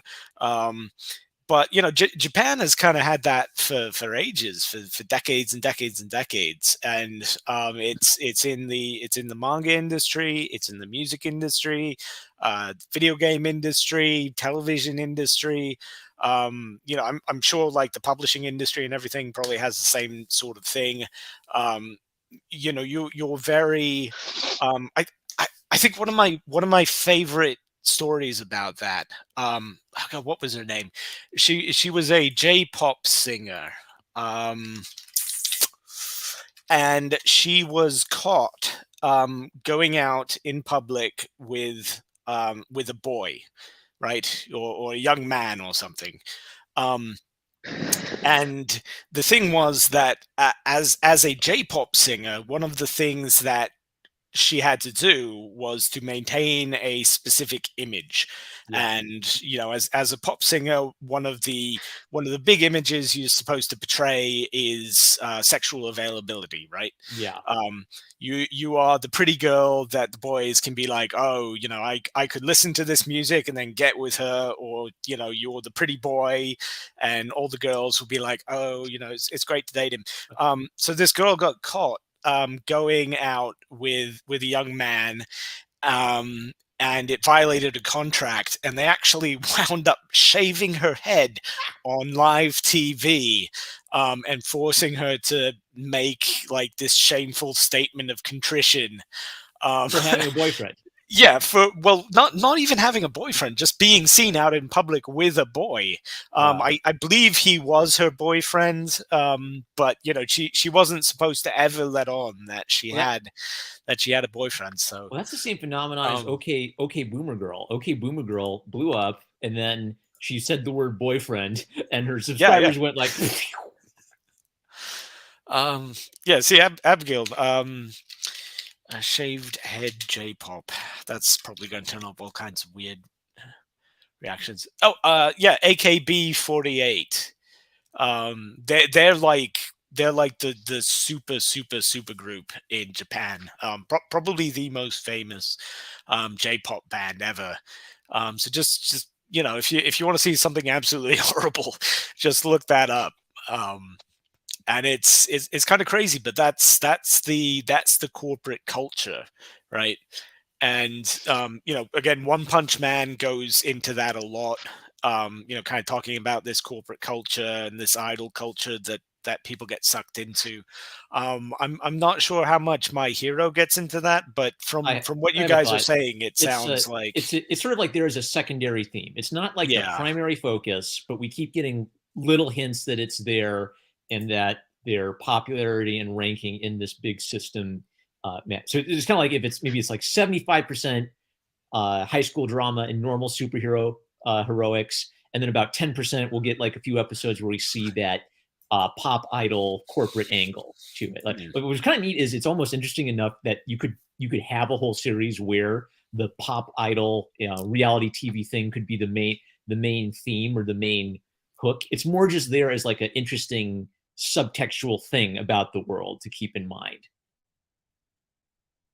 It might, but it might maybe. So, Alice, does that come up? Does that whole angle of like the heroes as the idols and like capitalist icons, does that come up more in seasons 4 through 6? Because I've only seen like a few Yes, scenes I can think. Okay. yes. In fact, it actually plays a much bigger role than you think Ooh. because they call it hero society. So essentially, it's nothing more than a big dick measuring competition between the heroes at this point. And it's only when it collapses that the true heroes reveal themselves. Very cool. All right, so that's something we might maybe we got to really pitch All Punch on going through it with us, because I'm totally down for like the first 3 seasons. Yeah, but oh god. All right. I mean, like I said, I didn't think it sucked, um, but kind of like you were saying earlier with the hate watching thing.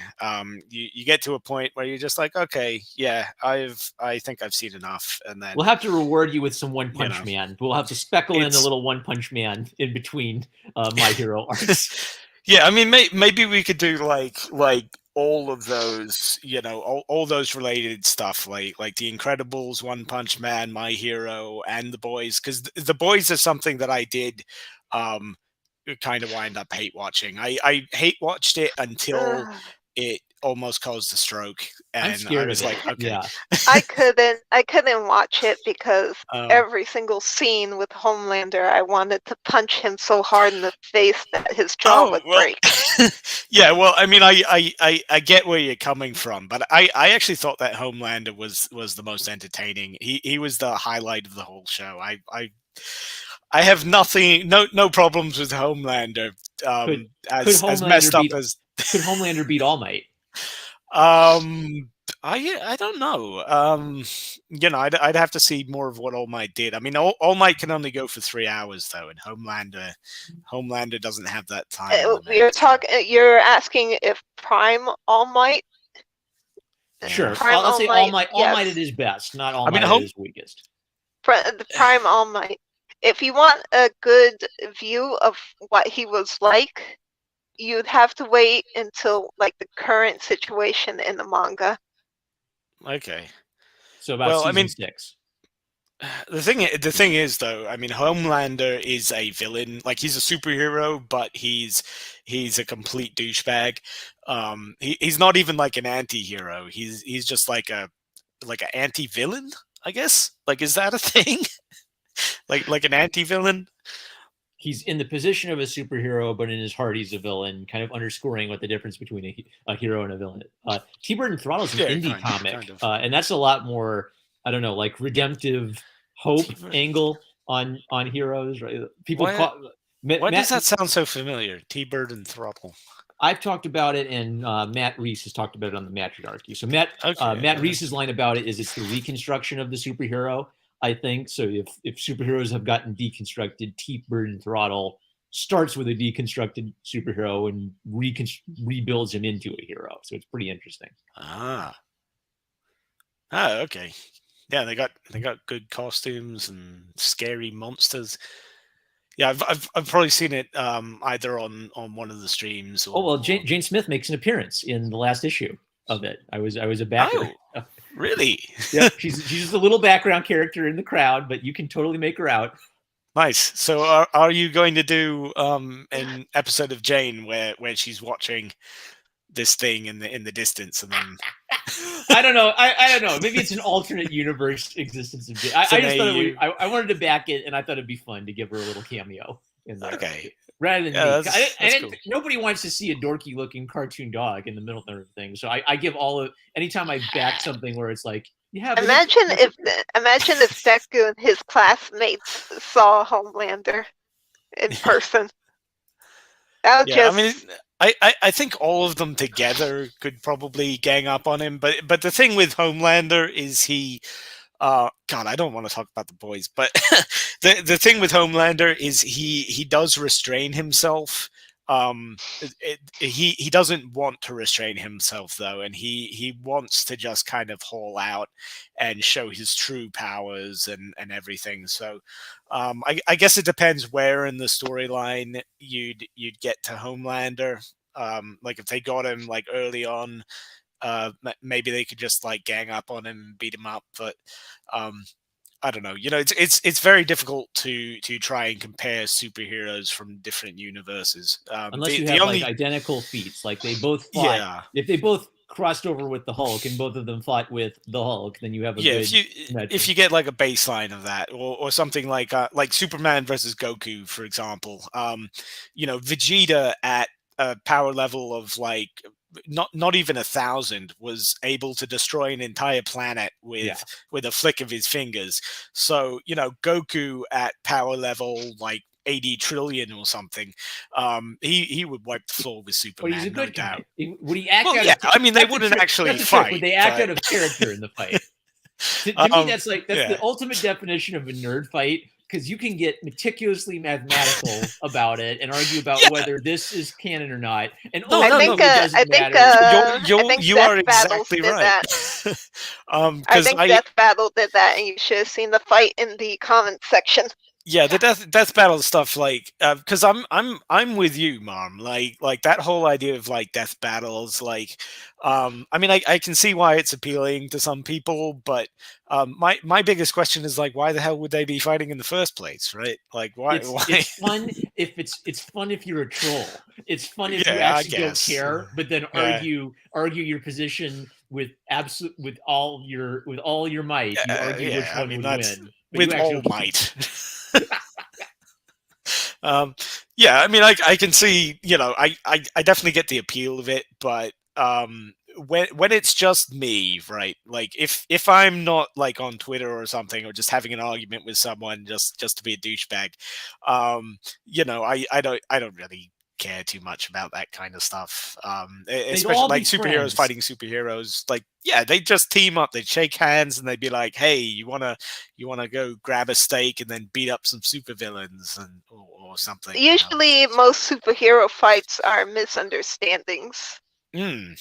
Yeah, well, we saw that a lot in Iron Man, as well. The Marvel misunderstanding, all the the Marvel misunderstandings, and in Civil War too, which was kind of a crappy take on it, but you know, big misunderstandings. So yeah, it was fun. It was fun misunderstandings before Civil War, and now it's not good enough to be tragedy. It's more like yeah. Now it just kind of leaves a sour taste in your mouth, and you're like, this is unpleasant.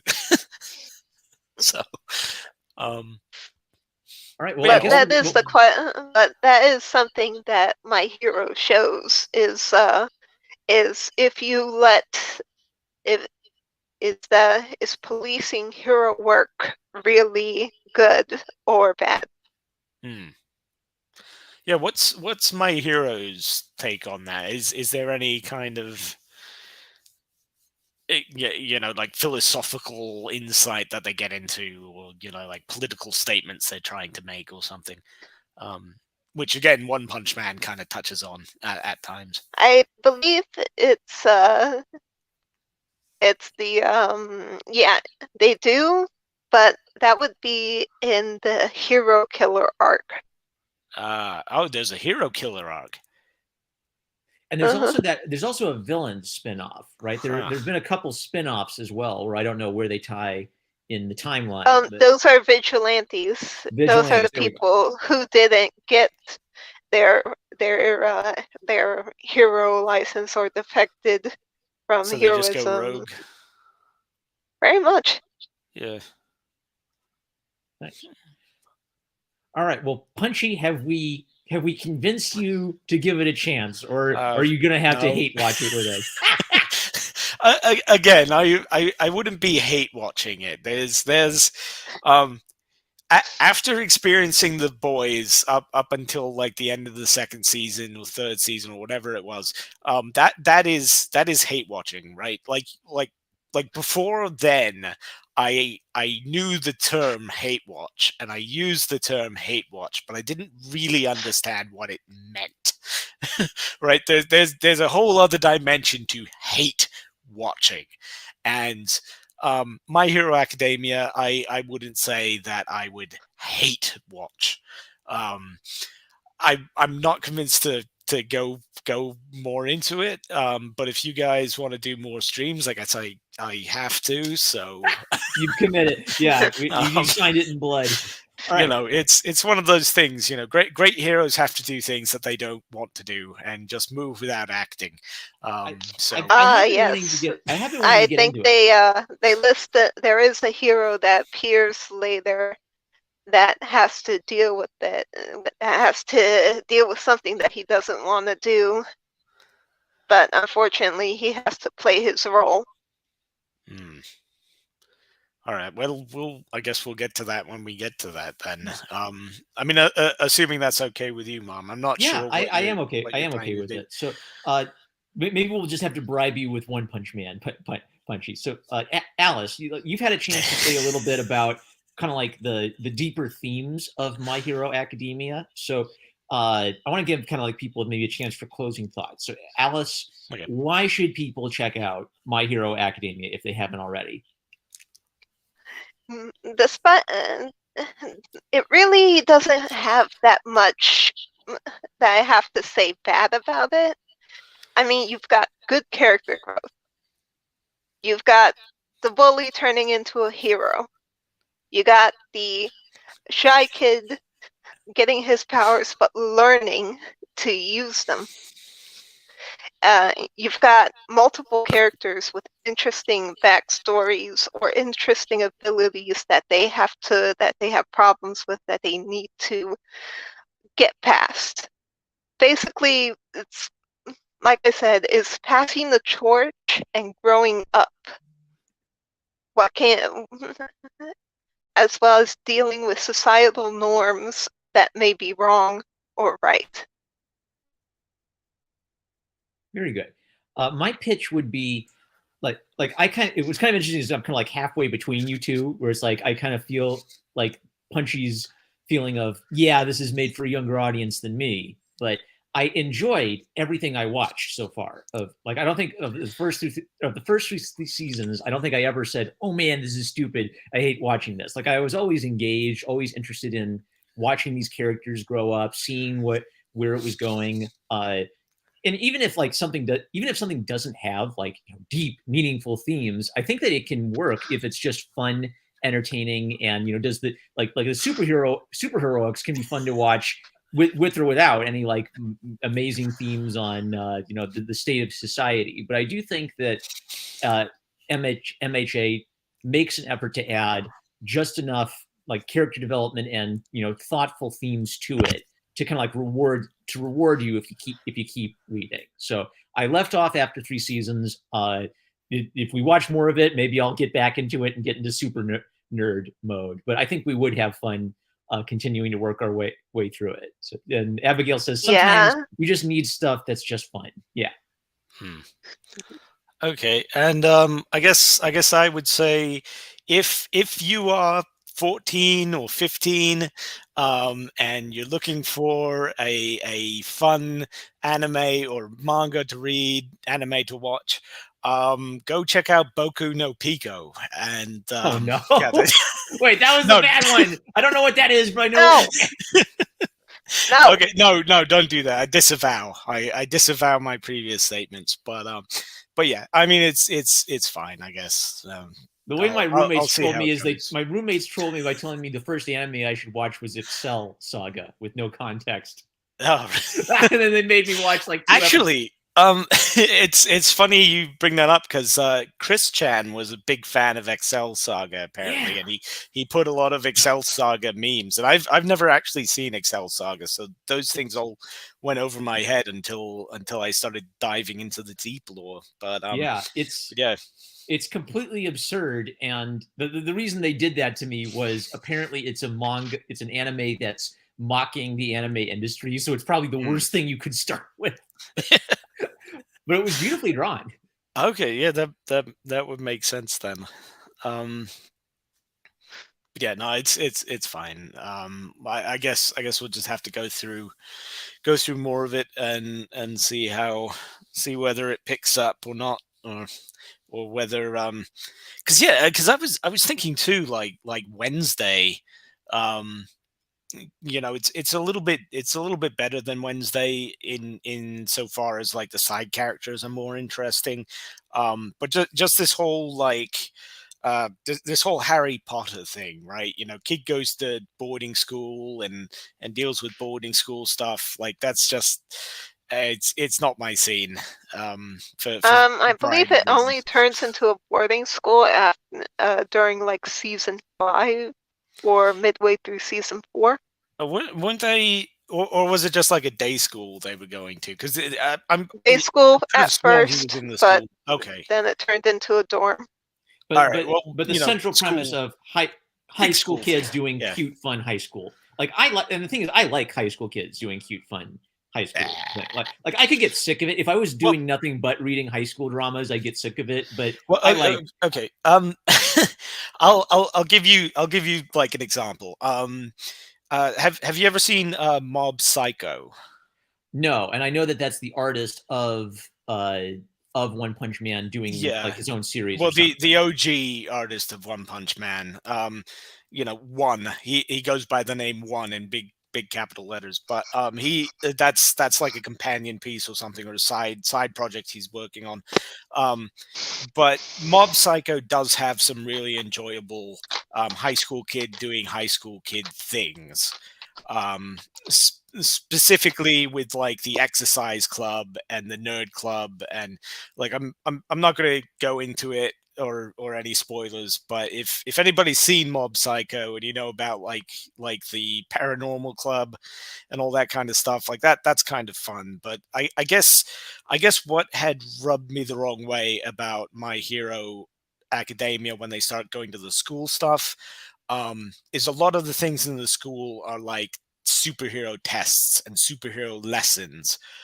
But when you know that it's just a superhero test and a superhero lesson, a lot of the tension goes out of the scene, right? Like there's a scene where they have to go to a bank and like stop a The mock fights. situation.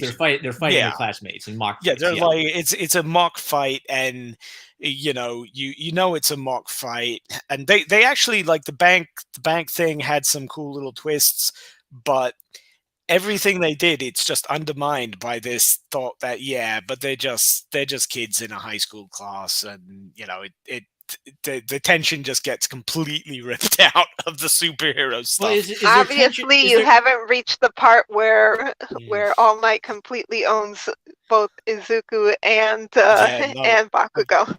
I have not. I mean, again, I've only got up to whatever it was that we watched together, the first night, which was like 8 hours of My Hero Academia. we'll But bribe you. Let me We'll put it bribe to you this way. I'm surprised that Deku can even still walk in future chapters. okay, well, I mean, yeah, is it contextualized within like a school, or is it like a real fight with real stakes? Um, It's a school, but let me tell you this much. All Might does not know how to hold back for anything. so he's like an abusive teacher then, like he's beating his students or something. Corporal punishment. Um, let me Corporal speak. punishment, if it could okay. cripple you entirely. Oh god. Okay. Well, you know what? I might actually be convinced now to not watch it at all, because Oh no! I disavow brutally murdering children in a high school environment. I That's think I know the sequence Alice is talking about. So let me try okay. to pitch you again. So I like watching high school kids. Like to me, high school kids playing Uh-oh. basketball, that can have drama, right? So Yeah. it has drama as long as the characters have drama. But Mhm. there are several instances, even in the early seasons, where we have opportunities to see them outside of just school settings. So I feel like school settings is kind of like, this is the safe Hobbit zone. You know, this is the Shire. They're learning, they're growing, they're becoming better people. But then we do find plenty of opportunities where they're tested in legitimately dangerous situations. So Okay. it's not all going to be just pop Yeah, superhero pop the So quiz. the they hero eventually when you get to the USJ section, standard that punch is out. another one. Well, would I guess is this like a Lord of the Rings situation, or is this a Wheel of Time situation? And if that's too nerdy, I guess the question would be like, how long do they spend in the Shire? Is it like a few dozen pages, or is it 700 pages of the first They're in book? a magical high school in the Shire, and then every so often they send them out to fight Sauron a little bit, and then they come Oh, back to okay. train more at the Oh god, well magical Hobbit school.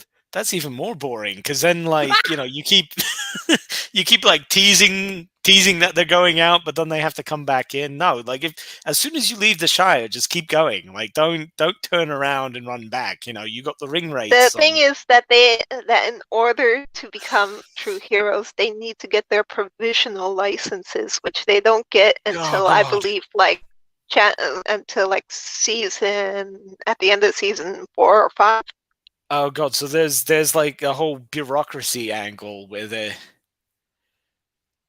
But see, that might be a libertarian thing, right? Because if Oh the no. bureaucracy's bad, then it's Well, yeah, but I guess like my question would be like, how long though? Like, is this the equivalent of waiting at the DMV for something? Or No, they okay. in the heroes lessons they basically pit the schools against each other.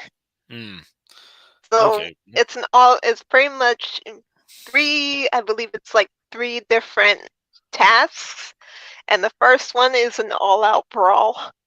I think I paused there. Yeah. So there's also kind Yeah. of like there's also like a superhero Olympics angle. So Yeah. you could say the drama is in the that's kind of like the competitive reality TV angle come in. So they have opportunities where, yes, it's kind of like it's war games, right? But it's war games with the stakes of, this is how you build your reputation and your following as a hero. So it has capitalist stakes, even if Uh, it's not necessarily a battle with evil for the sake of the world. And you will get some battles with evil for the sake of the world. So yeah.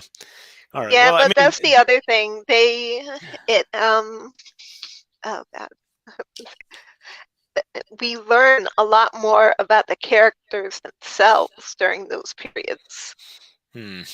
yeah. I mean, I'm sure you learn about the characters. But I mean, One Punch Man did episodes about like bureaucracy and superhero Olympic kind of things, running through the tests. But they only really focused on that for like one issue. or something like that, and then they went back to Saitama, doing interesting things like playing video games and trying to cheap shot his opponent by doing low kicks over and over and over again. Something with substance like that. Like that's what I want. All right, so Alice, Your job is to bribe Punchy with lots of One Punch Man okay. off camera to keep. No, it's. I've already finished. I've already finished the whole thing, the web comic and the regular comic, and I'm still waiting for them to catch up. But oh, thank God. it's fine. Like I said, I will read this. I'll do it. But all right, and we might have other guests too. So if you find yourself completely hate watching, I'll excuse you. Maybe we can hook you. Maybe you'll get invested in the high school kids and all their antics. I don't think I will. I mean, there is because there's like a frog character, isn't there? She gets possibly. She gets some development. Yeah, and there's I don't know, and All Might is interesting. All Might's one of those characters, especially when he turns into like the gimpy meth addict version of All Might. It's like finally I see myself represented in a comic, and it's like I'm coming home. It's the reverse of like a Robin character. Like a Robin character is a kid's viewpoint character in a superhero universe. There's basically like a viewpoint character for like to quarter life to midlife crisis dudes. We all just like him psychologically attach onto All Might. Yeah, man. Yeah. I just feel a little tired. It's just like I get it. I definitely get it. But I mean, wouldn't Deku be like a Robin character then?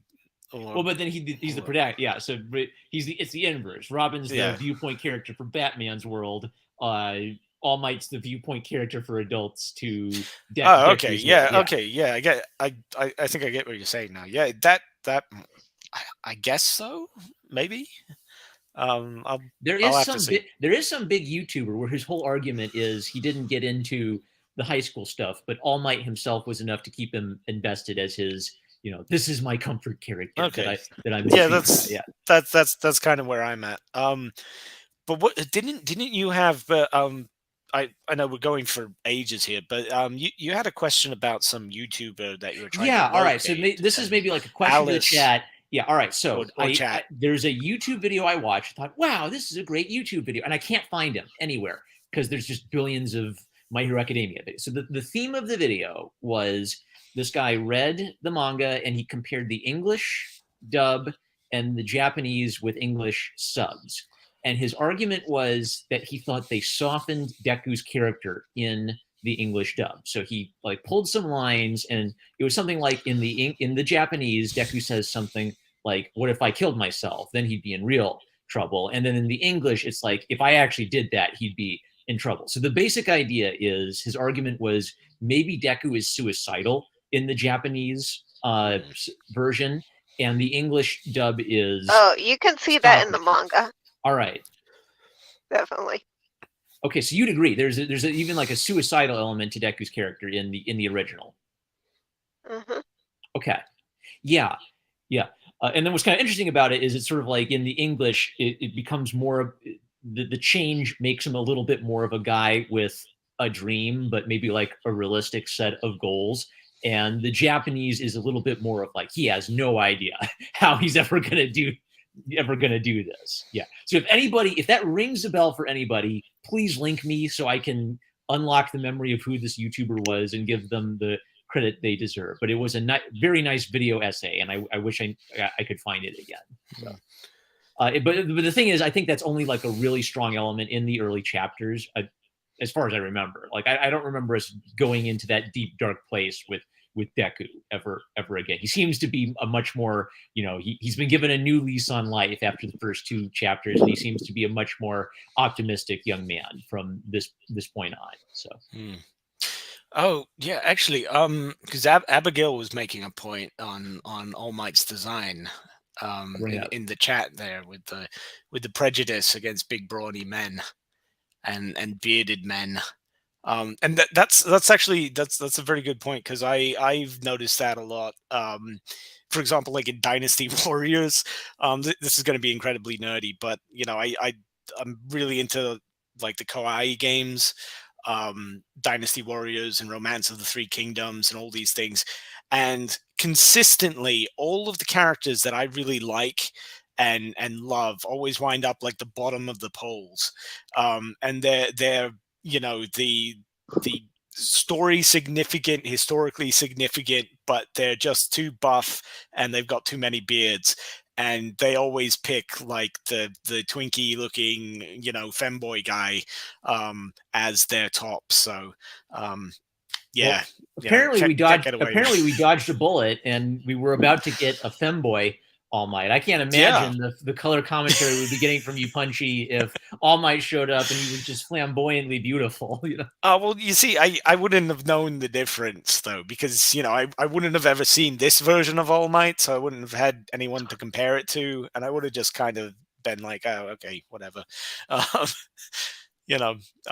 actually, again, One Punch Man deals with that too, very specifically with Saitama being, ugly and badly drawn and with his bald head and, just kind of awkward. Yeah, that's another thing. Okay, that's another thing. There's also a running gag of characters being drawn differently in different situations. Saitama bounces back and forth between serious and goofy, and All Might bounces back and forth between Western and manga comic style. Yeah. They have, like a dynamic drawing to emphasize different story beats that they want to get to. Like, with One Punch Man, usually, like if they want to have something very humorous or kind of deflate tension, like, when he's punching a monster, he'll just show up as like a little crappy chibi drawing or something.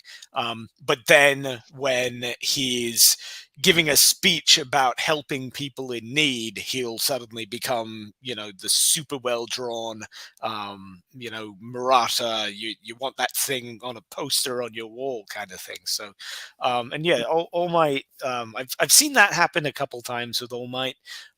Again, I'm not far enough into it to really be able to get a grasp on that, but I'm sure that'll come up as time goes on. Shoujo My Love Story, big dude who girls don't like. Yeah.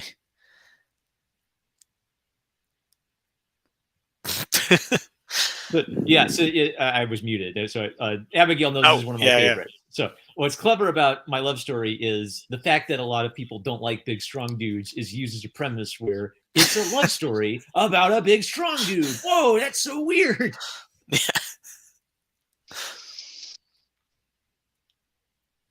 I wonder how long I was muted there. I might have been. I was just sort of wanly talking with you guys. Yeah, I don't know. It might have been a while. So I was just rambling about One Punch Man to fill the space. But Abigail is a font of knowledge about traditionally masculine men in manga. Nice. Yeah. maybe that could be a stream as well. Yeah. Like go back to the 80s and they were all like Arnold Schwarzenegger. Oh yeah, I mean like Fist of the North Star, even JoJo too. Yeah. JoJo would be. I actually don't really like JoJo. I think that's too feminine. But yeah, they're all like really buff. Super macho. They all end up marrying women at the end of the story. But yeah. You wonder up until that point, I guess. All right. Yeah, Berserk. And Berserk is a big. Berserk's more modern though, so that kind of, at least something's still going on. I thought that was late 80s, early 90s that started. Is it? I thought that was like late 90s. He took long hiatuses. Like he would like take a year off or like 5 years off and then come back. Like he had some like problems with hypertension and overworking before he passed. Yeah.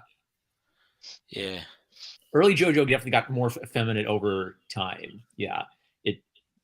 Arnold Schwarzenegger was named as like as a direct inspiration for Jonathan Joestar, And now we literally have a girl JoJo as the anyway. That's a whole nother rabbit trail. So Yeah, we've got lots I of don't great know recommendations. Yeah. anything about JoJo. I'm like, and please don't ask me to do a JoJo stream. Like, No, hell no. I ain't going to be there. Oh man, that's like my number one recommendation that I go to because the memes What? are just so delicious. Oh, it's like every line of that thing is a meme because Oh, it's just so no. dang quotable and memorable. Oh, no. It's Oh yeah, well Yeah, I've seen you a put a lot of those. I've seen you put them up on YouTube. I thought you were just being ironic. Oh God. Okay. Well, no, I mean I've seen like the first I've seen even less of JoJo than I have of My Hero, but when they throw the dog into the furnace, I was like, okay, I'm out. You know, you kill a dog in the beginning of your thing. To me, that's like now he needs to be punished, right? Well, yeah, I mean, I know that's the that's kind of the idea, but no, that's something I turn off. All right, you love the That's dog. like kicking. That's like kicking a puppy. That's like someone's mind saying kick the puppy, but then you realize, oh no, that would be unforgivable. For some people, that just doesn't matter. They'll do it anyway. You could throw a human in the furnace. That would be funny, but the dog's too far. That's too far. All right, so my friend has a story. My friend had a story in college. He said, "My friend said I gotta watch this anime, but we're gonna show you one specific scene." And they show him the specific scene where the puppy gets kicked to death, and he says, "Ah, interesting. I think I'll watch more of this." Oh, why does that remind me of Elfen Lied? That is, yep, that's the one I was thinking of exactly. Yep. Yeah. Okay, so in conclusion, don't watch Elfen Lied, don't watch Boku no Pico. And do check out the zombie sniper rifle the fight. people in Elfen Lied get what comes to them. Yeah, so, I mean, that was another one that I've seen a bit of it, but it just kind of reminded me of like they were trying to do Akira, but they weren't quite good enough to do Akira, so they did a ripoff. But it's weird how there's this whole subgenre of like traumatic. There's comfort character anime and there's childhood trauma anime. Yeah, are there any like childhood trauma characters in the? I mean, I know like Deku's kind of a wimp, but I feel like as far as I know, he's not really trauma. That would be Shoto Todoroki. Shoto Todoroki. Okay. Oh man, okay. Sometimes the Japanese names. What was Shoto's power again? Half hot, half cold. Yes. All right. Oh, that one. Is that the one that you really liked? Like your favorite, or was that Bakugo? I like all three. I like Izuku, Bakugo, and Todoroki because they're all interesting in their own ways. You got the nerdy one, you got the hothead, and then you've got the one with the dark past that you really don't want to see. But at the same time, you're curious, so you do want to see it. But of course, we can't traumatize Punchy anymore, so we've got to stay away from the future podcast.